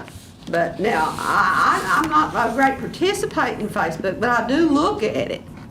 But I kept asking, what's your solution? All they could do was, most of them could say, oh, we don't want it, we're too stupid, people's too stupid around here to use it, and all this stuff. Well, you will get the roundabout, because VDOT, of course, it'll take them 2 years to put it in.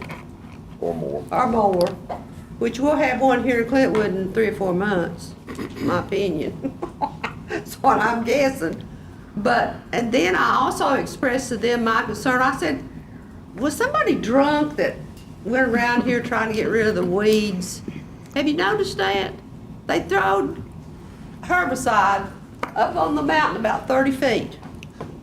I mean, when you come from 83, you look down, you go about 20 feet, up there, up there. You look over at I know I'm crazy. They thought I was crazy too. You look over to the guardrail, it's covered. Why didn't they put it on the guardrail? Why did they throw it 30 feet up there? I told them that yesterday, didn't I, Larry? did. I said, was all of you drunk? Some of you drunk? They looked at me like I was crazy. Well, I am a little bit crazy, but I'm not stupid. And and I told that guy, I said, listen, I'm a hillbilly, and I'm a mountain woman. I don't care tell anybody I am, but I ain't wanting you.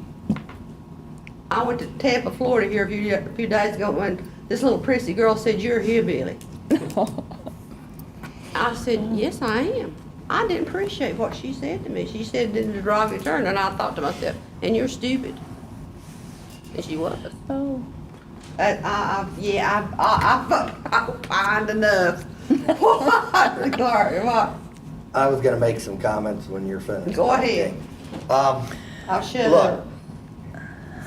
I didn't get to attend the thing last night. I had a meeting out at the college and, near Claypool Hill last night, but, I haven't heard of any, maybe some of you have, I haven't heard any complaints or any concerns that were raised over the first roundabout in Dickinson County, because we've had one up at the high school, the new school for a while now. Europe is fully engulfed in this whole idea, and I learned to use them when I was stationed over there for 7 years. It's pretty commonplace. Even if you go up to Northern Virginia and Baltimore area, I see them used heavily up there as well. It keeps the traffic flowing. So I think it's a good thing. We just have to get accommodated to change, because as time goes by, if you're not changing to meet with things, you're gonna be falling way, way behind.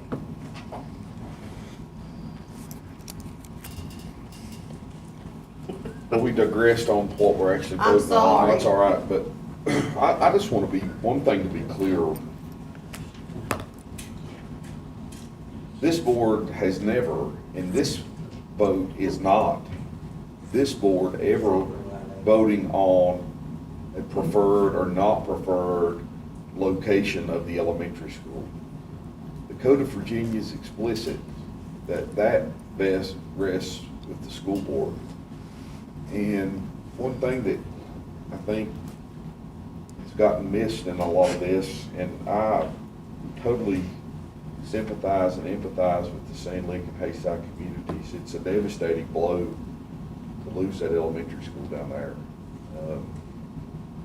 It is, families, and you know, you look at areas like Steve's Branch or Rock Lick or Sullivan Branch. To go to Rose Ridge is going to be hard on young children. But me, and to my knowledge, no member of this board has ever voted on where we want the school. We vote on how to fund the school, not where we want the location. And this is a funding vote. This is not a location validation vote. What we're voting for is to fund the construction of the facility, not the location of the facility. And there's. Correct me if I'm there- wrong too, this is only for Six building the places. school All to we do support is Clinton. fund. And I don't mean, I'm not, No, I and I wanted know to you point fought that the out. war, Yeah, and you're probably not getting enough credit for fighting the war the way you did. but I'm good with it. I'm not, yeah, but I Yeah, wanted but to others point of us out, are still taking bullets for things we didn't do. as far as the things I've that. never voted on the I location. was told Never. that I did vote on it. And we That's didn't. not true. It's That's not true. unequivocally false. Yeah. And this vote is not a vote on a preference for a It's not even location. for the Hayside area, it's to bring the kids from Clintwood Six in. classrooms. But anyway, Which is the right. so do we have a need to- motion to support the, Rhonda made the motion I and I made the seconded motion. it. Yep. any further discussion? Mr. Willis, you didn't say anything. Do you have anything you'd like to say? The Code of Virginia is very, very clear. The school board has two options that they can do alone, and that's consolidation and choose where to build a school.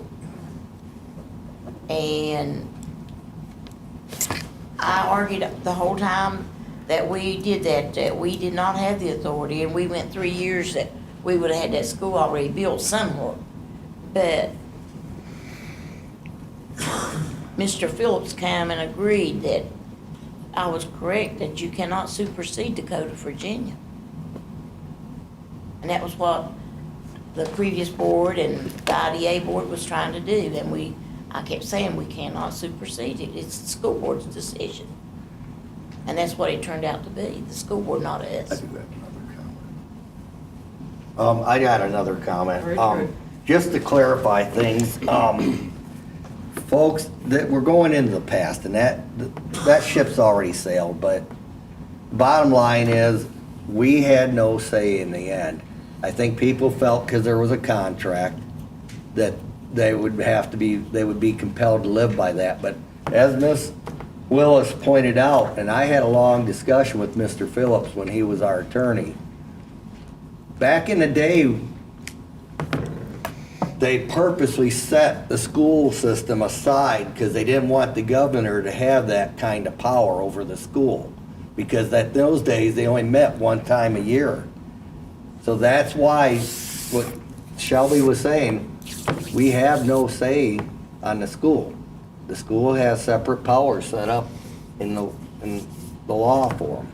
So, it's done, and this is just finishing the consolidation. I will tell you, my community, many of them were hurt by it, but they are also advocating, if you're gonna do it to us, then everyone should do it. And that's what this is gonna do. It's gonna consolidate everyone then. It's miserable. It's been miserable. Yes. Yeah. It continues to be miserable. And it will be miserable on the children adjusting to it. I have no doubt about it. But But you I know, on understand. open house back on June 9th, open house, all the children seemed to enjoy how pretty the classrooms was and how colorful and stuff. I don't, you know, children will adjust a lot faster than And parents what will. us parents will or what The the children love community it. does in that. But, you know, my Irvington High School had to consolidate with Clintwood, and even though Irvington is in Miss Willis's district, it's still in my area, and that was my school. That's where I graduated, that's where my girls graduated. And, you know, Irvington had to choose between Hayside and Clintwood before one other child in this county had to choose where they were gonna go. Irvington got slapped with that first. Some of the kids split up, some went to Hayside and some went to Clintwood. I'm thankful that they're all coming together, that it is gonna be a county school, a regional school, and I agree with Mr. Evans. We got slammed out individually on Facebook here a while back that to remember that we voted that. We did not vote. We voted to end the lawsuit, to make progress so that this could happen. If that lawsuit had never been ended, Ridgeview Elementary would not be in existence yet if we had not got that ended. And I'm glad to say that we made some progress to move forward to see progress. Not everybody's going to agree with it, But, you know, and I understand what Sand Lake and all that's going through. You know, our little Irvington Elementary is gonna have to go. But I go back to look at that Irvington High School students had to choose between Hayside and Clintwood before Clintwood and Hayside had to choose to go to Ridgeview. So we've been there. We were there before anybody else was. Very good, Peg. Yep. Thank you. It's almost $500,000 in attorney fees is what was, and would be continuing to be spent. It's just really hurtful when, you know, people you bend over backwards for say false things. You continue to bend over backwards for them and fund whatever they ask and do whatever they ask and jump whenever they say jump. But anyway, Mr. Evans, I'm digressing. Now, one last thing, I'll comment here. With the new board, when you guys come on in 2020, within 8 months, less than 8 months, you know, you all had resolved the conflict and things got moving forward. So I commend you all for that. So, thank you. All those in favor, please signify by saying aye. Aye. As well. D7D, Mr. Barton. Item 7D in your packet, you have before you a letter from the sheriff making a request to apply for a rural development grant. They've applied for this in the past, and the past 2 years they've been successful in being awarded and able to purchase some additional cars for their fleet. This year it's turned in the past it was a no match grant. This year it's a 50-50 match. They're asking permission to apply for $50,000, but we will have to put up a $25,000 match in order for them to do that. But of course, they would get $25,000, they would get half of a car for no cost to the county. In order to do that as well, you know, if you do agree with them applying it, we will have to come back and do a budget amendment because they will need a copy of the budget that goes in with the application. So next month, we would have to follow up with an amendment so that they could apply. So, In other words, they want us to come up $25,000. Well, I we mean, would I have to add support their- $25,000 to our budget. If they get it, right? I mean- Yes, we'd have to go ahead and appropriate the money before they could apply. We'd have to put it in our budget. Well, I'm for it. My thing would be, this is kind of why I voted no on the budget. Because now we're doing exactly that. We're adding the things that we stripped out of the budget back in. Because sheriff's vehicles wasn't in there. I'm not opposed to it, but it's one of the things. Well, I don't really know. I mean, maybe we dropped the ball in one sense. Doc, I don't know when this grant cycle is. It probably doesn't coincide with our budget cycle, so. It does not. I don't recall. I think So they've there's got no really other October. way I to want to do think it. to apply for this. I think To it's. me, they've got one of the best fleets they've ever had, because we've purchased several vehicles in the last year and a half. That we've purchased several vehicles. And I would say the sheriff's department's got the best fleet they've ever I had. agree. Yeah, we're very blessed. But I mean, And think you need to we are probably going into this budget year 23, 24 with the least amount of contingency funds to work with. We are lean in that area as well. Very, so. I mean, the least amount, and then this hits it with 25,000 right off. And they put in for this grant, so they know what the cycle is. They do. And at least they come and talk to us. So how many, They they did. got That's what new we've asked Well, I cars? think we need to let them do it. Yeah, that's what we've asked Well, I'm everybody not to do saying with we grants, should to ask vote. for I think we've permission to been apply, very, and that's what they're very doing, so. good to Bet. them. Huh? We've only been in this budget Less 25 than a month. days. I guess can I ask the fire And department we're to put already in for wanting to change it. a grant automatically for, think or they need to very come good. see us I- for a I fire think truck. we'd be good too. They all four Let's of see them what need years fire we got. trucks. We've asked everyone to come and see us before they apply, so. Yep. And that's what the sheriff has done. Well, that's what I'm Requested. saying. This is what everybody's been wanting to do. I Yeah, don't- it is, I'm not it is, it's against what it, we. but And I guess what I'm Okay. saying is, maybe some of these, we take for granted. I'm not saying they don't, maybe they do, I don't know the answer, but maybe they don't understand, you know, the budget's generally supposed to be final July 1st, but we can amend it, obviously. but- We can, but I also, in truthfulness, 25 what Shelby days, was yeah, saying you is bet. true too, like in the first 2 years of this term, this current sheriff's department got twice as many vehicles as what they got the whole last 4 years. Well, eight or Yeah, 12. so, we've been very good to the sheriff's department. So do we need a motion for this, I guess? We would have to have a motion to approve Yeah. them applying, but like I said, we would have to come back and do a budget amendment. And, We want to give them $25,000. And we got 25 days in the new budget.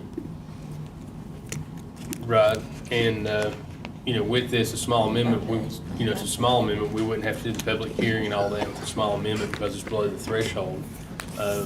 Are there any other grants further out that may be less match that they could apply for? This rural development's not the only thing we can do on vehicles. That's the only thing we've been successful. I mean, they've got an ARPA grant that they're purchasing some new vehicles with, it's 100%, but this, there's no more besides rural development that I'm aware of that we've used in the past, so. Most grants do require match for anything.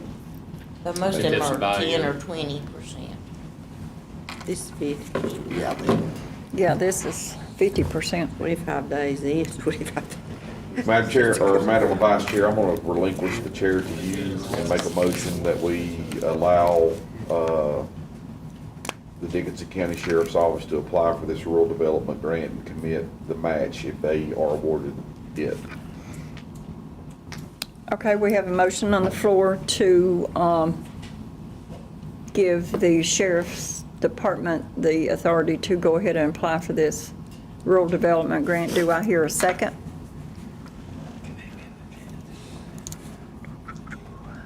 I'll second it. Okay, we have a moving second on the floor to let the Sheriff's Department to apply for a rural grant. All Who in favor? seconded the motion? Mr. Peters? Ron Oh, seconded. right. All in favor, please say aye. Aye. Aye. Aye. Any opposed? I also have to say no, I'm because going to say no also. I think because we've been very generous with I them. think we've been over generous with them. If it was a smaller amount, I would say yes, but for 50/50, and that's just 25 days into the budget, That's $1,000. and I have to say no. I'm not against them Thank you, getting Ms. it. Kaiser. Okay, thank you. Mr. Chair, I have a question Yes. on this. In order for them to apply then, I didn't want to be presumptuous and put anything on the agenda, but as I mentioned, we would have to do a budget amendment. There's two ways we can go about doing that. It's below the 1% threshold. You can amend the agenda and approve and amend the budget now so they can move forward, or you can wait till next month and put it on the agenda for next month and do a budget amendment. So it's really whatever the pleasure of the board is on this as far as our next step. So Did it pass? Yes, we 3 did to 2. 3 to 2, so. Okay.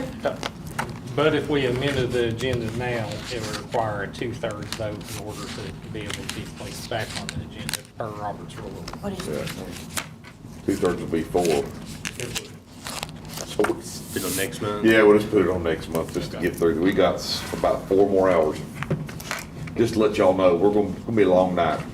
So I just didn't know if y'all had anywhere to be. Okay, that'll take us to 7E. Why did you not want to do it tonight? Well, we don't have the votes. I assume if you voted no, you wouldn't vote to amend the Well, I'm not agenda. gonna vote, I'm not gonna change my vote next month either.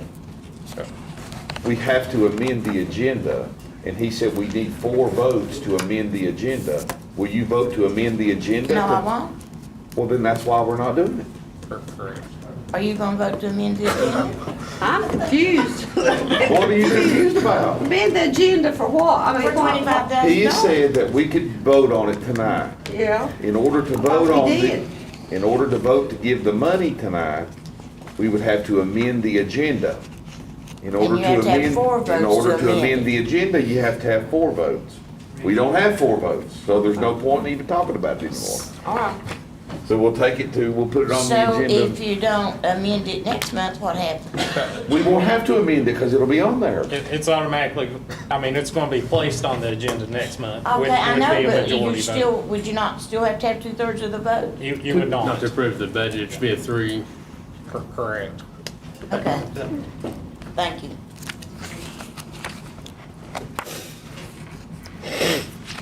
7E. Wait, 7E, Mr. Chair, members of the board, there's an updated copy of the lease agreement before you on the table.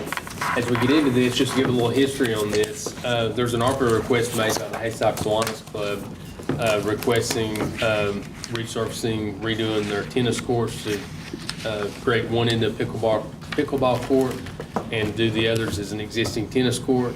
And then also an ADA swing to be installed, a wheelchair swing, which on the other playgrounds, we have got those ordered. They've still not come in. They're still on back order. But When the motion was made on that, I think Mr. Peters had requested as part of the motion that it was contingent upon negotiating a lease with the Hayside Kiwanis Club, because the way we've been operating recently, we have always been paying the utilities, the cost of utilities up there. They're in our name, and we pay the utilities directly. Electric.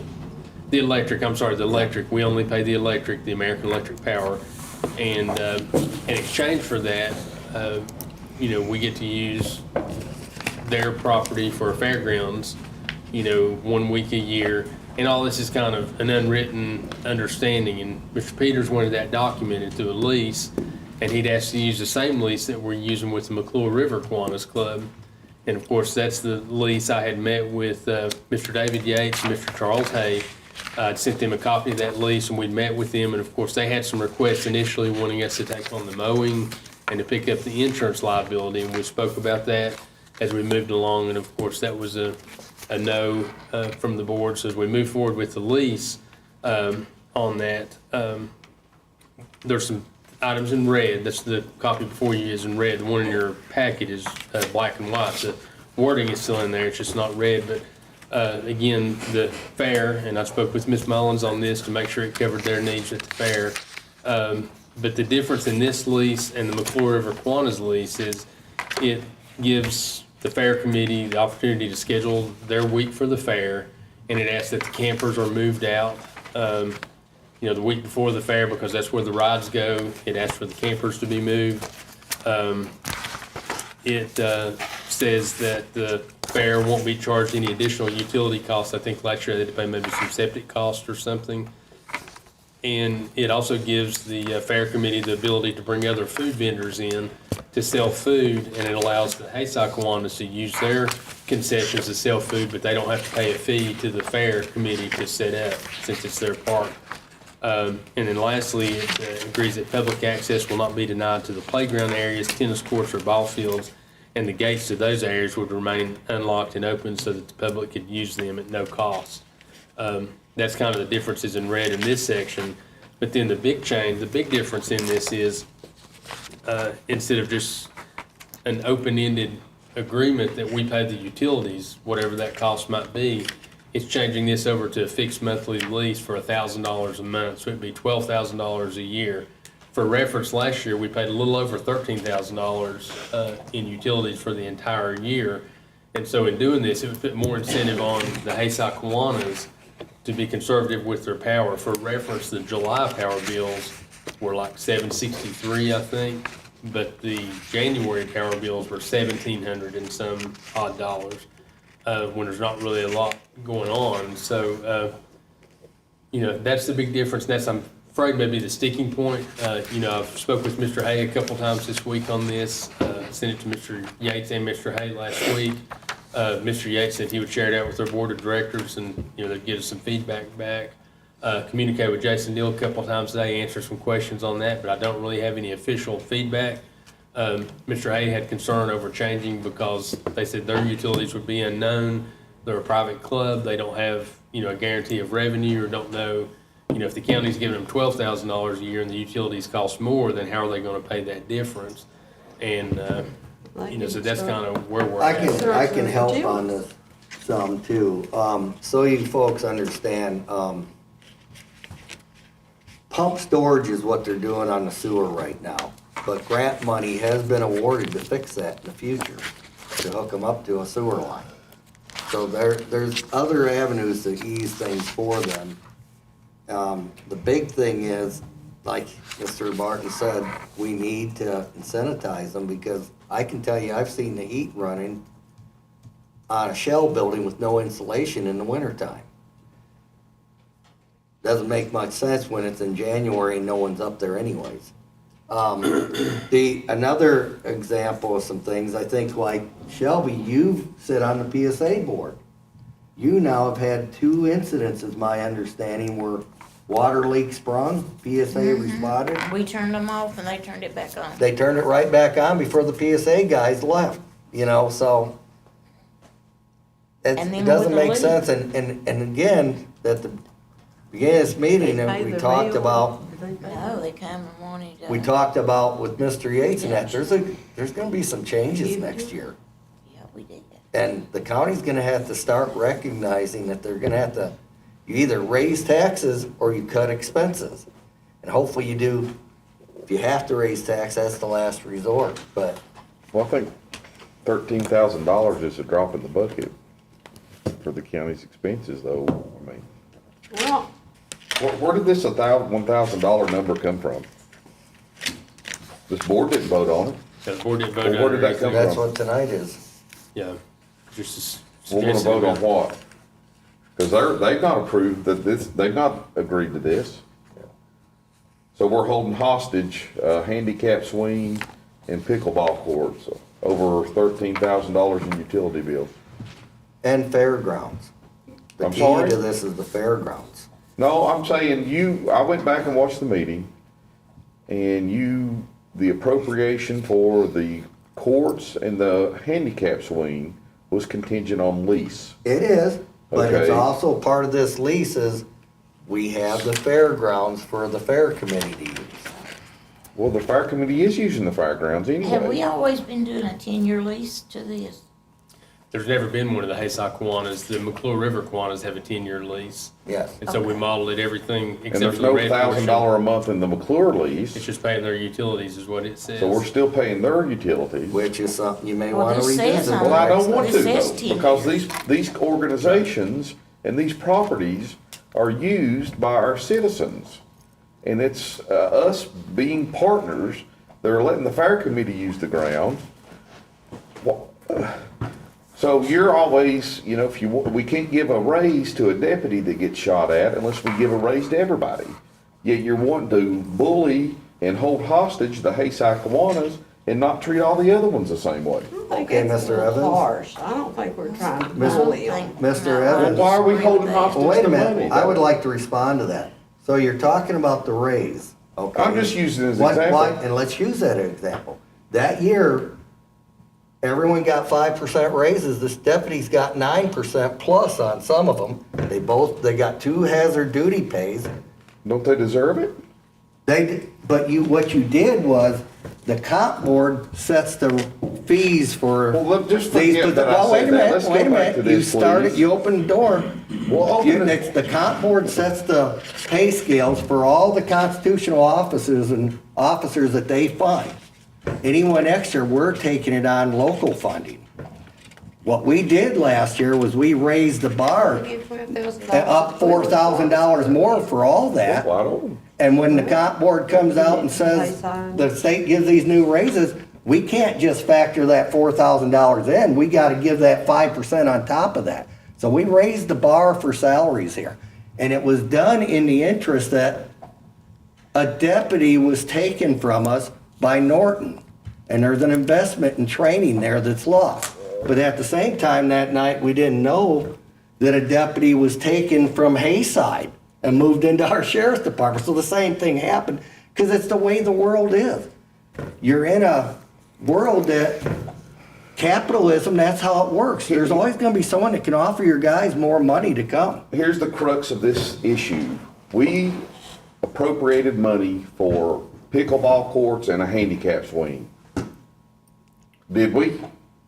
We For did, that and we're area. trying to lay it out on paper like we did. So we have what, on. if they don't agree to this, then the Hayside community in that park doesn't get pickleball courts and a handicap swing. Money that we And- approved in a project Well, we wanted to But, do. but you Why gotta would ask they not yourself, agree to this? Well, I don't know. why I mean, would, it's why a does the good offer, county I have, think. why does the county have to fund a private organization? Well, we don't. Oh, you don't give Clintwood Kiwanis nothing, as I know of. You don't. But the Lions Club? thing is, this might bring incentive to them to be more judicious about using their utilities. So you said the utility bill in total for last year was how It was much? over $13,000 last year. And this is 12,000. Well, they might cut off the heat.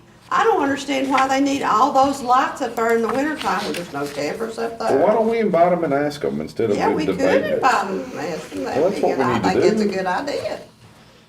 I don't care about any of it other than getting that project that we've had quoted, cause materials are gonna go up, labor's gonna go up, the swing price may go up, And so the vote we took in March, all those prices may change. Aren't they ordered? They're ordered, I assume. They're already ordered. The swings are back You're ordered. not contracted with the contractor? No, the Oh, for contractor. the Concrete can go pickleball. up. Of course, that's Okay. the big ticket item, so. I want the project done. That's all I care about. That's what I'm saying. I want the project we voted for. We wanted, that was ARPA funds that we used. Yes. Yeah. I would like to have them, I don't think there's nothing wrong to add, who is the president of the Haysock? David? Mr. David Yates, I think. David Yates, I'm sure he's. He's the secretary. Well, I guess we probably just I need think. to, And here's the thing, if it fails, all that stuff we still can use down at Sandlake. I think we probably, What stuff? He's thinking? The stuff that was ordered for up there. I If they have don't no want the deal, problem with we can move it to holding Sandlake. them accountable for the heat. I mean, I think somewhere along the line, you have to hold any organization accountable for not overseeing what is going on with the electric bill. We watch our electric bill, we watch what's on, well, I do too. Well, why do they know? Well, let's ask them. I don't know the answer. I don't know. Why, maybe they do. Well, now Ron went up there and checked some of that and checked the light bills and things. Yeah, it was 14,000 that year. Yeah. And we've ran a price increase. Do they so run their must be getting freezers and better. stuff like that? Yes, they do. Here's my suggestion. Let's pass this and invite them to the next meeting and let's discuss it. And let's ask the questions instead of And we might want to. speculating. But I just want the project done. But the It's big, not gonna be done, so it'll be next spring or summer before it's done. the big thing is to Put on get the it, Contractor, he can get it Haysock, done. on the Stanley. the big thing for me was to get it documented in paper, because when The otherwise, school board on it. years after years, Board of Supervisors been just reading these green sheets that we get, and it says AP, but it doesn't tell you whose AP Are we we're okay to paying pass for. that then? It's pleasure of the board, yes, and then Can we pass that? Is there any motions on that? I'll make a motion, we pass it. Well, we don't need a motion, we just pass it. I'm just saying. is Oh, there you any meant motion? Pat, okay, I got Yeah, you. all right, so that would take Pass us it, okay. to F2 then, because we don't need F1, right? So this will be approval of this, for these folks are interested in, give them some relief. Approval of the, well, so how this works, and we've went into this a couple of times already, last month we did, so the Coal Road Committee met, whatever date we met, what date was that, Larry? Whatever date it was this month, and the 4 members, which include myself, Jeff Newberry, AC Blevins, and Mr. Sumter, Alan Sumter with VDOT. And at our prior Coal Road meeting, we had asked for a formal study, an estimate to be done by VDOT and our engineer on paving the roadway, and that was done. That was ready for our analysis, and the Coal Road Committee had invited Mr. Mullins and several of the individuals that are here tonight to meet and speak, and Ms. Cronkite gave her analysis on the economic impacts of the paving, and Mr. Barton gave his analysis on the future of the county as it relates to the promotion and development and utilization of that facility. And so, long story short, the Coal Road Committee voted to approve funding for that paving project. And now our board, though, has to approve the Coal Road Committee action. So that's exactly sort of where we are. Well, I'll make a motion that we approve the coal committee's action for the Dixie, the resolution, approve the resolution that that is adopted. Do what now? I have no idea what you said. No, I got tongue-tied there. I'll make a motion that the Board of Supervisors adopt this resolution that the Coal and Gas Committee road improvement passed. Is that good enough? Yeah. Is there a second? I'll second it. I would like to discuss. Yes, sir. Go ahead. Okay. First off, I do believe in what I said. I would love to see that facility expanded. I do agree that there's a need for a paved road. But I also want to point out to you, I've driven up that road before. Have any of you drove down Welcome Lane up the top of that? I have. Has it, what's that? Who I've has- been up there years ago. I was up Years there. ago. Yeah. Let me tell you, Welcome Lane has 14 families on it, and that road makes the Ag Center Road look like a paved highway. Can I? I've had, wait, But I want to talking. ask you, why haven't you, let's I study did, I it. brought it to your road community meeting, When? two meetings ago. I would have been at this last one, but I didn't get, I think I was I at. thought you had an Cut you off, understanding. but we'll study it, have them study Yeah, it. they're working on. I brought it up, things, and yes. and I'm sitting there looking at 14 families, and that road breaks off all the time. $20,000 of this county's monies went into it the last 4 years, just so these people can get up and down to their home. A man died on there last year during this last storm, trying to just go home. And I've got calls from the Hayside Rescue Squad in the past that two of the people, it's only one now because he died, can't get an ambulance to the top to take him out. So these are things that have been going on, and I just have to ask, how can we not make this a project that we're working on the Coal Road Gas Why Committee? haven't you? I have, I came to you and asked you guys. It's not how it works. I did Be it not I did it engineer. last term too, and I got blown off by everyone. They are working The on last that. term? Yeah, and I did it during your meeting. Mr. Peters, is that a state road or is it not a state road? It's not a state road, but neither is the Ag Center. And I want to point out that the only way that we get any roads worked on in this county is through this Coal Road Gas Here's what we're Committee. gonna do. We're gonna get Joey Mullins on the phone. Me, you, and him, and Larry are gonna do a four-way call and demand that he study it. Because all we did was tell him to study it. And they studied this one. I don't know why your road has a big study. I don't know why. I know this board's heard me say this twice now. Rhonda, maybe Shelby and Peggy didn't, but I know you have, because you were at the Coal Road meeting. Yeah, I when heard brought- you, I heard you. Yeah. But that's not how. And you then- gotta and the follow way- it up. That's been over a year ago. I wanted to point, yeah, and then I'd have been at this last one, because I thought I had an understanding. If there was a Coal Road meeting, we were all gonna get invited to it, and I didn't get invited to it. Well, I can't have no And idea. then, but this has been ongoing for a long, long time. This road is my nemesis. I use all my discretionary funding to fix it. I have one the same way. And these people are, it's a You know the washboard route going number? up there, but just, if you do go up there, and I ask the public to go up there, look at the side of the bank and you see the concrete berms. Two of It wouldn't those, have a route number one of them was unless it's, $7,000 VDOT. back in 2019 that the county paid for, and then it was deemed that we couldn't do that anymore. And now last year, I was able to work with a gentleman that lives on that road to do some of the work, and I funded doing 2 more sections because, just so you understand, when he did the first one, the very first rainstorm, it started breaking off in 2 other spots that we had to later fix. That area of the road that crack was almost halfway across the road to where it was almost impassable. And they get stranded if that happens, so it's important that we work this.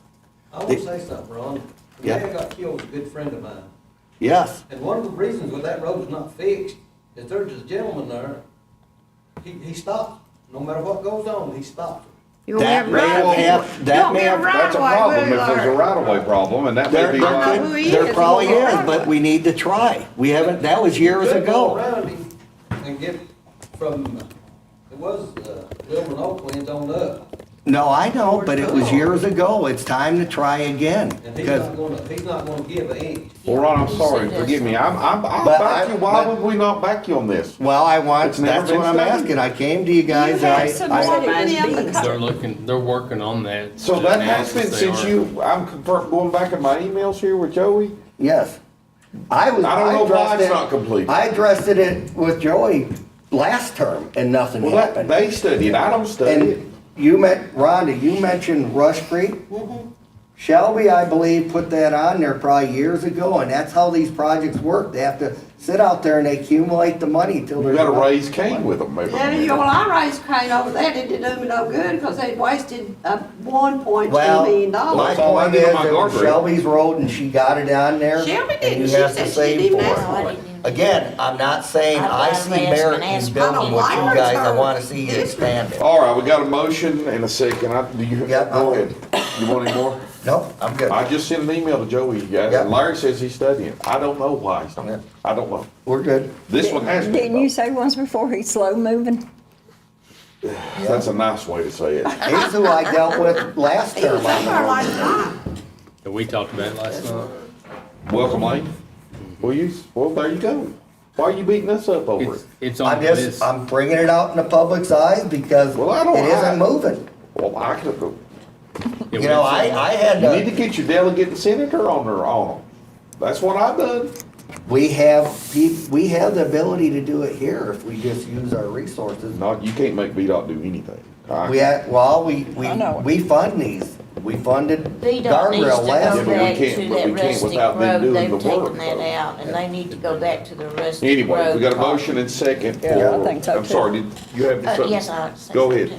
I also have a road, and I know all of us have roads in our district that needs paving. And VDOT has to take them over before they can be paved. Well, And no, I that's have not- Keith No, because Hall, we're and working one right now. I have Keith Hall that's the same way Ron's is. It's constantly, I have to work on it, I have to use my, capital outlay money to work on it. One break off cost me $5,000 to fix it. There's 14 houses on that one also, 12 to 14 right now. And, but to me, this is economical interest, and it's economical business for the county and for our citizens that have cattle and sheep and I know there's a lot. And I know there's a lot of people got cattle. And I know there's a lot of people that's not aware of that. We've got that over there that live in Dickinson County. No. And to me, it's economical interest. I It have to is, it support is.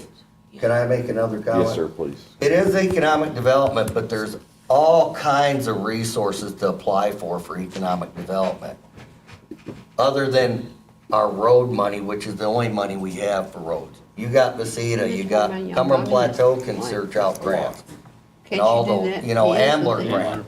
The only reason it wasn't an Ambler grant, because it was in competition with another They priority. have to study it. You But, can't get bid on it. but as Well, far that's as, what I'm saying, that's what I'm as far as supposed to it do. not being a VDOT road, you guys aren't either, so that's not the issue here. And I will tell you, the first term, when I brought this before the Coal Road Gas Committee meeting, we don't do that. We don't, it's not a VDOT road, we don't do that. And then when I went to the meeting that I mentioned to you, Josh, then they finally give us an avenue that we can work, and yes, they're working, it's been over a year now.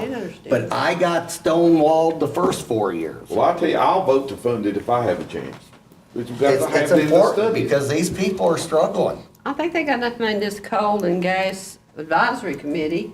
Well, If I'm you not- get the study I'm done, not they voting probably would against- fund it. That's I'm what not I'm ta- I'm not voting against this. That's I why, know, I Yeah. understand. that's why that's what I'm trying to tell him If we is, get the study done on Welcome take it out on Lane, then we me. can. No, I'm I'll not, vote but I'm for it. trying to put it out in the open, because it needs some action. all right, we got a motion and second. Any other discussion? Ms. Kaiser? No. All those in favor, please signify by saying aye. Aye as well. I Funded. vote. Your thing I thought you were won, gonna do a so roll you're call. good. I was And I waiting for a roll don't, call. please apologize, I'm not trying, wanted I'm a roll not call? against you at I all. thought you was gonna do one, that's why I said I'd stay. like to say, these people that, Ron, you're talking about, why are they not here? I don't know, I invited them, but, We're here. but the Why are thing, they not here asking for? elderly, I don't know. The lady I talked to was 90 years old. The other guy, the one that I worked with to do all the work on the road, he told me straight up he couldn't come because he had to work. So, and that was the two that I contacted. Now, in answer to his, what Josh brought up, you betcha I'm gonna type something up and I'm gonna go door to door. And then I'm gonna send it to the secretary, the commissioner of VDOT, and I'm gonna send it to all our elected I'll officials. sign it too. Send an airplane up through there. I've talked to them. I'll do whatever you can do to help you do it. Thank you all. I'm gonna take a Well, 5-minute your point's recess. valid, because I was hoping that some would be there. Madam Clerk, we'll be in recess. Ms. Kaiser need to use restroom. I'm gonna go, we'll take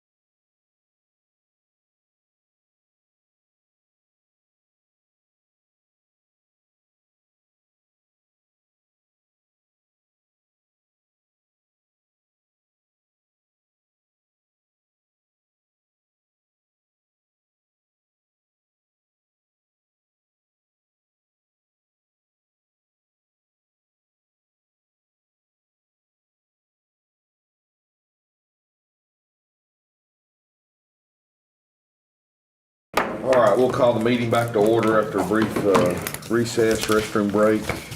We left off at item 7G. Mr. Barton? Thank you, Mr. Chair. In your package before you have a letter that was sent to us on June 30th, 2023. This is standard protocol each year. The school board has to send a list of any remaining balances that they have and ask permission to carry those forward. Of course, with this, they had total revenue and balances of $35,990,623.16. Their expenditures were $34,659,033.33.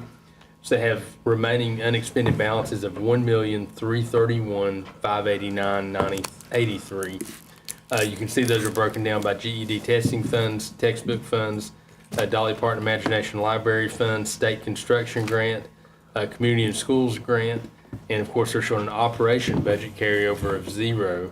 And of course they're asking that, of course, a 0 balance transfer to the general county fund. They're respectfully requesting that these amounts allow to be amended at a later date if necessary, and that usually happens once all the reconciliation is done between the treasurer's office and the Dickinson County School records. But what they're asking for tonight is just approval of these carryover funds. Basically, it's their construction fund, isn't it? It did, yes. Mm-hmm. So it wasn't 2 million they had carryover, it was 1.3. It wasn't shown on paper as being $2 million, but there are additional reimbursement funds coming through to the schools. It's going to greatly increase that. What kind of amount. funds were it? COVID funds. Yeah, Reimbursement. and that's their funds, coming that's in. their COVID. They Yeah. didn't So they're getting spend any more of their money? COVID money. Right, they spent the money last year, but they're not getting reimbursed Yeah. until this year, so. I make a motion that we accept it. I'll second it. Any other discussion? All those in favor, please say aye. Aye. As well. 7H1, Larry? Mr. Chair, and members of the board, on Trammell, we're going into phase 2 on the Trammell grant. They're wrapping up phase 1 right now. Last thing's going on now is the demolition of 3 blighted structures and some sidewalk improvements. Once those are complete, phase 1 will be totally closed out.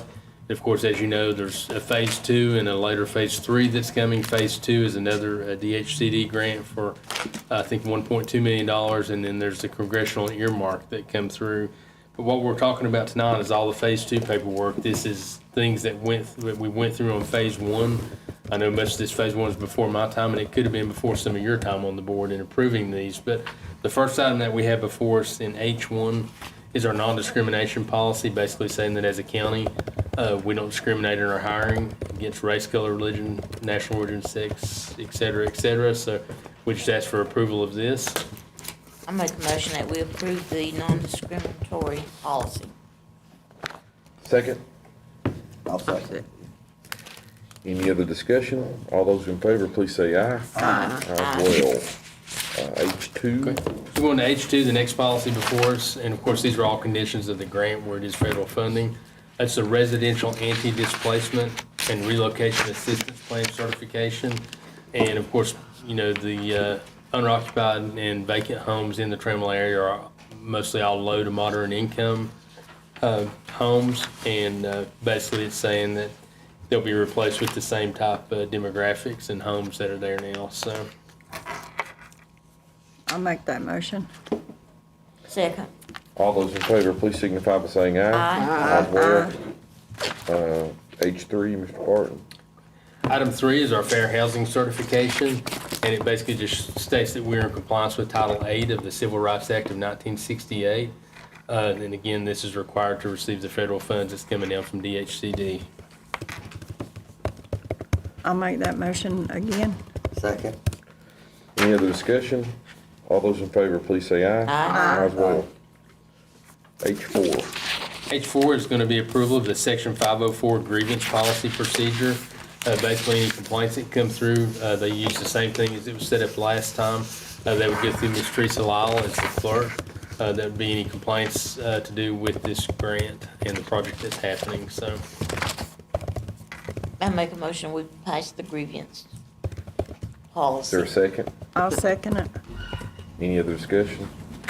All those in favor, please say aye. Aye. As well. H5. 7H5. 7H5 is going to be the Section 3 Business and Employment Plan. And basically, this states how, whenever things are bid out, it states how they're going to be advertised on our website and the local newspapers and things. It also states that Dickinson County Board of Supervisors will commit to utilize contractors and residence workers from these lower income residents throughout the county to the greatest extent possible.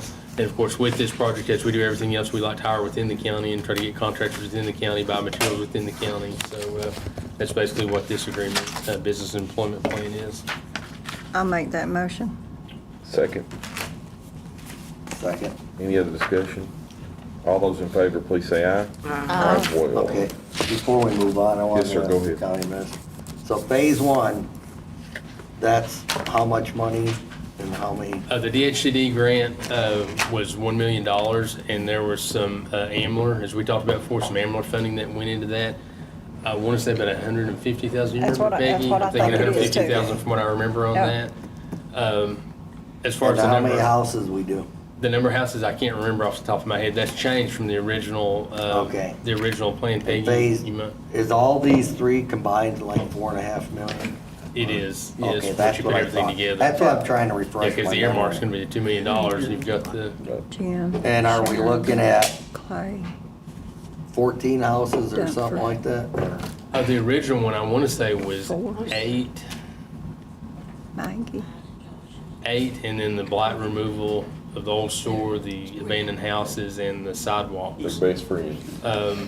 With these, now you're gonna have more than 14 altogether with all the phases. Their best friend. Maybe 16, maybe, I'm trying to remember. I Yeah. can't I don't remember off the top of my head. Okay. I can get I that just- information and send it to you. Yeah, that's Yeah, I fine. mean, they built 6 homes. And they relocated 2 families. Okay. And they relocated them just back down the road. They didn't go out of the county or anything. Oh, that's good. So, We retained them, that's yeah. good. And the 2 that moved, that they relocated, their houses was so close to the road and so close to the creek that some of their house was like hanging over. And they sort of encouraged them to relocate because they didn't really have enough room back to on that build track. both of those houses because those houses was side by side. They're fire hazards that way. Yeah, yeah. Okay, I'm good. Thank you. We'll get that information shared out with the board, so. There's a big improvement up there. Yeah, looks good, Peggy. Yeah. There is some of those families that I've known for a long, long time. One of the families that got relocated, the lady, the house that she's in now, she's a little bit older than me because she grew up in the area I grew up. This is probably the best home she's ever had. And I was very, very low income. And she doesn't drive. Her husband has since passed away and that, but I was just so pleased that that family got a home, you know. Anybody else have any other questions on that? All right, we'll move on to 8 then. Mr. Barton again. Thank you, Mr. Chair. Section 8 is on our auditing services. If you remember at our June meeting, we approved the contract with Robinson, Farmer and Cox. They are our auditors, and at the same time right now, we have an agreement with HBC, Heacock Brown and Company. They do the pre-audit work is what it's called. They come in and do all the adjustments, the accruals, things like that that are done. It's the same company that we've used in the past. Do I need to shut this door? Okay. You need And, a motion for us need a to motion for us accept to them. accept I'll make a this. motion that we use I'll second. HBC, certified public accountants. Have a motion and second. Any other discussion? Is this what your recommendation is, Mr. Barton? is, yes, sir. All those in favor, please say aye. Aye. As well. 8B. 8B, and as we mentioned last month, we approved Robinson, Farmer, Cox and Associates as our auditors. And our next step is going to be to approve our engagement letter with them. This will have to be signed by myself and Mr. Evans. And it kind of lays out who's responsible for what and what each party has to do. So How long have they been our auditors? several years they have been. They do As most long of the as work. I've been on the board, they have. Yeah, most of the work for all the counties in Southwest Virginia, they do. And Oh, okay. HBC does the write-up work, so. Oh, okay. Just ask for a motion to approve this engagement letter. with I'll make them. that motion to approve this. Is there a second? Second. All those in favor, please say aye. Aye. As well. Brings us to item 9. It seems like we bring this up every month for some reason. We don't. I don't know why. This is that position that's not right on the board. Yeah, the Trailblazers, we done the Yeah. spearhead recently. Does This Mr. is the Mullins want to Trailblazers. continue Is to this a serve? different board then? It is. They're not as active as. Kevin's on this, right? Correct, I would yes, make a ma'am. motion that we just go ahead and appoint Kevin, because he's very active in the spearhead Yeah, I'll and the second. gallery, shooting gallery and everything that they have out there. Okay, motion second. Any Unless other somebody has someone else. Well, is there any other nominations? No other nominations. All those in favor of the motion and second for Mr. Mullins, please signify by saying aye. Aye. As well. I made the motion, who seconded? Ms. Sluss. Miss Les. Okay, thank you. Teresa has. 9B, Of course, not me, we have a letter from Ms. Sheila Phipps resigning her position on the Lonesome Pine Regional Library Board. Ms. Phipps has served the county well and represented the Yes, county she very has. well in this position for many years. So with her Do we husband's have to health, she's having accept to her step in. resignation or not? Her husband's sick, I think. Will, do we have to accept the resignation formally with a vote or? I don't know the answer to that myself. I think technically, we probably should. I don't know that it's required, but I think just. from She's a resigning. standpoint, I think it needs- I'll make a motion that we accept her resignation. Sadly, I second it, but I am familiar Yeah, I with, do too, because she's done well. I'm familiar with her situation that she's got her hands full. We need to be praying for her, Ron. But anyways, is there any other discussion on the motion to accept the resignation? All those in favor, please say aye. Aye. I don't have a name myself. I don't know if anybody else does. What about Kathy Large? Well, Kathy Stanley. Large worked with her. I don't know if she'd take it or not, though. I don't know. Well, I don't think they can if they're still working at the library. No, she don't. She's retired. Oh, she retired? Well, have you asked her? No. Well, let's ask her. We need somebody that's familiar with the Kathy library. Large helpful, I worked think. out there for years. You know, she's Kathy Stanley. Yeah, you know. Sorry. Yeah, she'd be wonderful. Yes, you do a great job. She would do a So great we'll job. pass that Table for this next till next month. month. She may not want to. We need to ask. Can one of y'all get a hold Will of her? someone ask her? Yeah, I'll try to get a hold All of right, her. that brings us to the next one. This is the PSA. That's you, Ms. Lewis. Well, I'm gonna nominate, I talked to Dr. Lyle on the phone, called him personally. He was real nice, and he just says he's not, doing well physically, and he feels it's his time to resign from the PSA board. So he was very nice, and I want to nominate Brad Mullins to take his place, or Hoop, whatever you want to call him. I'll second that. You're talking about Brad at the extension office? Yeah. That was here. Mhm. That's here. Any other There's discussion on probably some that? more Brad Mullins. This is the Clintwood District appointment, so I'll second. I did, I went ahead and seconded it. Oh, okay, sorry. Hey, All those in favor, please say aye. Aye. As well. I think he'll be a great asset to the board. He's a nice guy. Item 10. Item 10 is going to be the adoption of our amended solid waste and litter ordinance. And Mr. Chair, there was some discussion before you came in about the amount of the increase, the rate. Ms. Willis had talked about, right now, the current rate for household is $45 per ton. When we done the advertisement, we proposed $50. I think, Ms. Willis, you proposed leaving that at 45. And Yes, then I on did. the commercial construction debris, everything else but tires, is currently $50 per ton. It was proposed and advertised to go to $60 per ton. And Ms. Willis is proposing $53, which gives us enough right now to cover year one. We'd have to revisit this in a year. If I'm correct in that, Ms. Willis? Yes. So I'm that's what we aware that talked we would about, have to so. revisit in 1 year. Just whatever the pleasure of the board is, Make as a far motion. as in setting these rates and adopting this ordinance. There's no change to I the ordinance, suggest- it's just the rates. Yeah. We've got to pay. You will make a motion?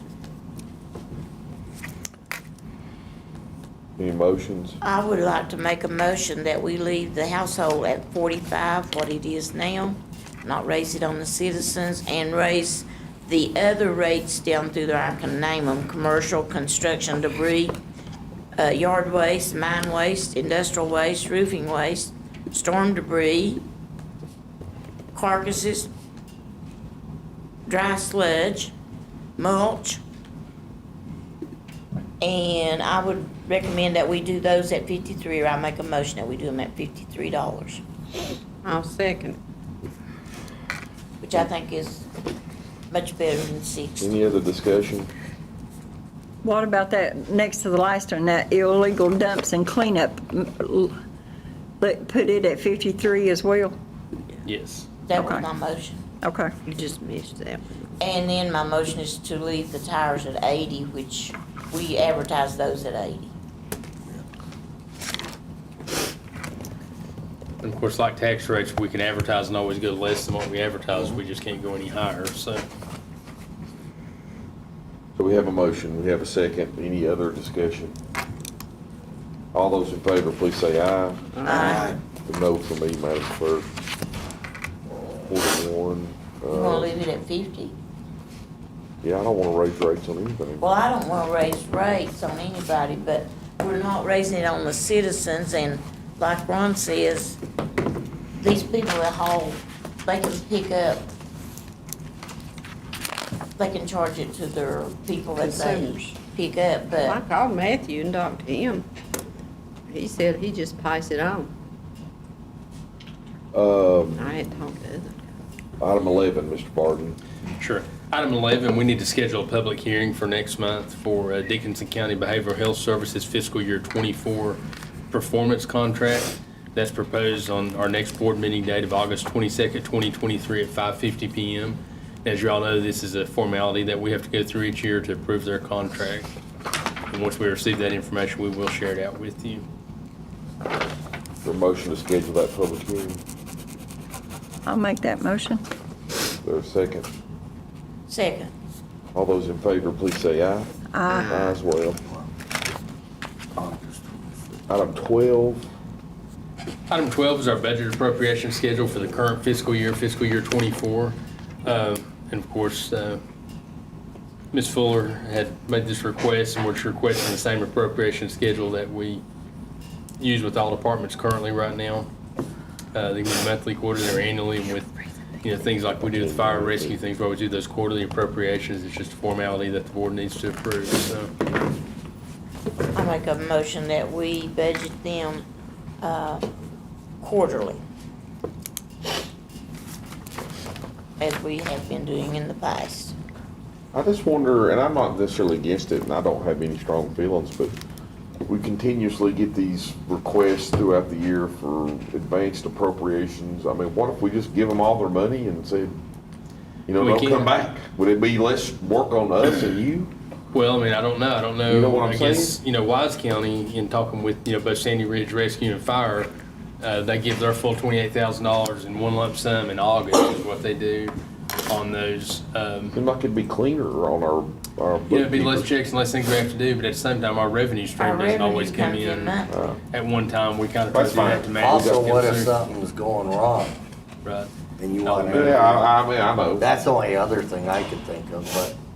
So we got Ms. Willis's motion. But I do think we need to encourage them not to ask for advance, that our revenue comes in monthly, and that's how we appropriate it back to them as quarterly.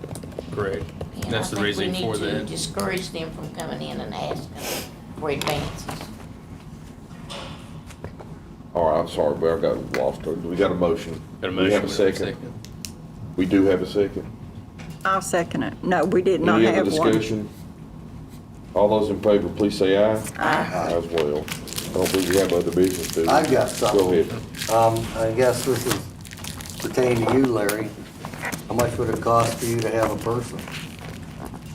Have a what? I'd have to go back. Because and you look found at- more severance, didn't you?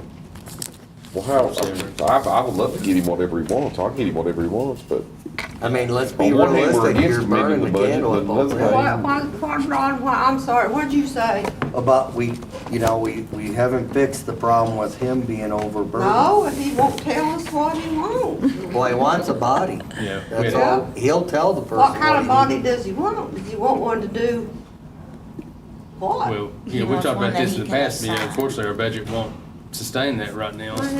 Well, you found other money. We found money for a sheriff's vehicle. We keep taking care of everyone else, but we're not taking care of our He county. can't go like this forever. Yeah. Working 80 hours. And I have two of these requests. That's the first one, yours. The other one I want you to look at is, what do we need to get something really thrown at the mapping situation?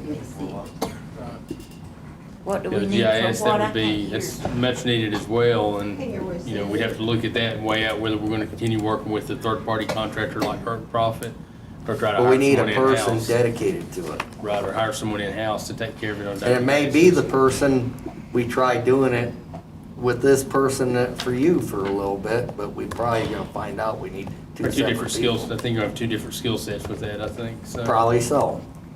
Have to be much familiar with the GIS on how to input the. We gotta coordinates. quit kicking the can down the road, it's gotta get work.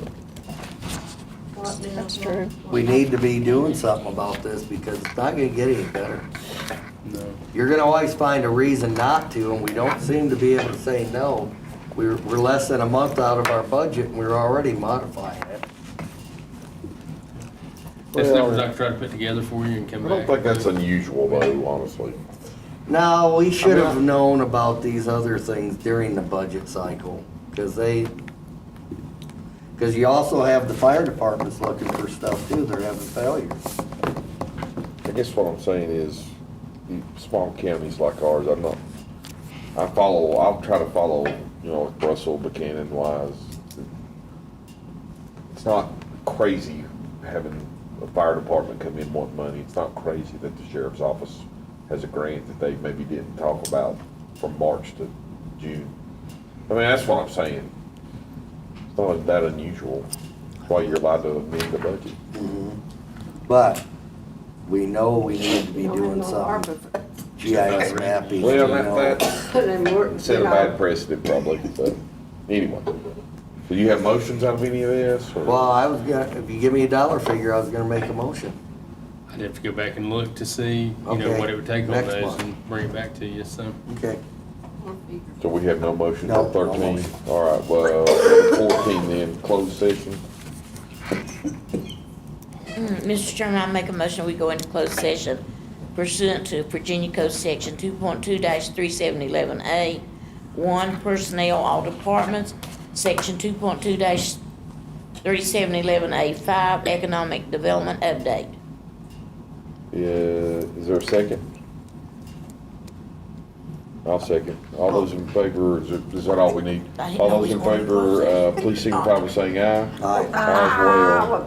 Did y'all vote? We're now in closed session.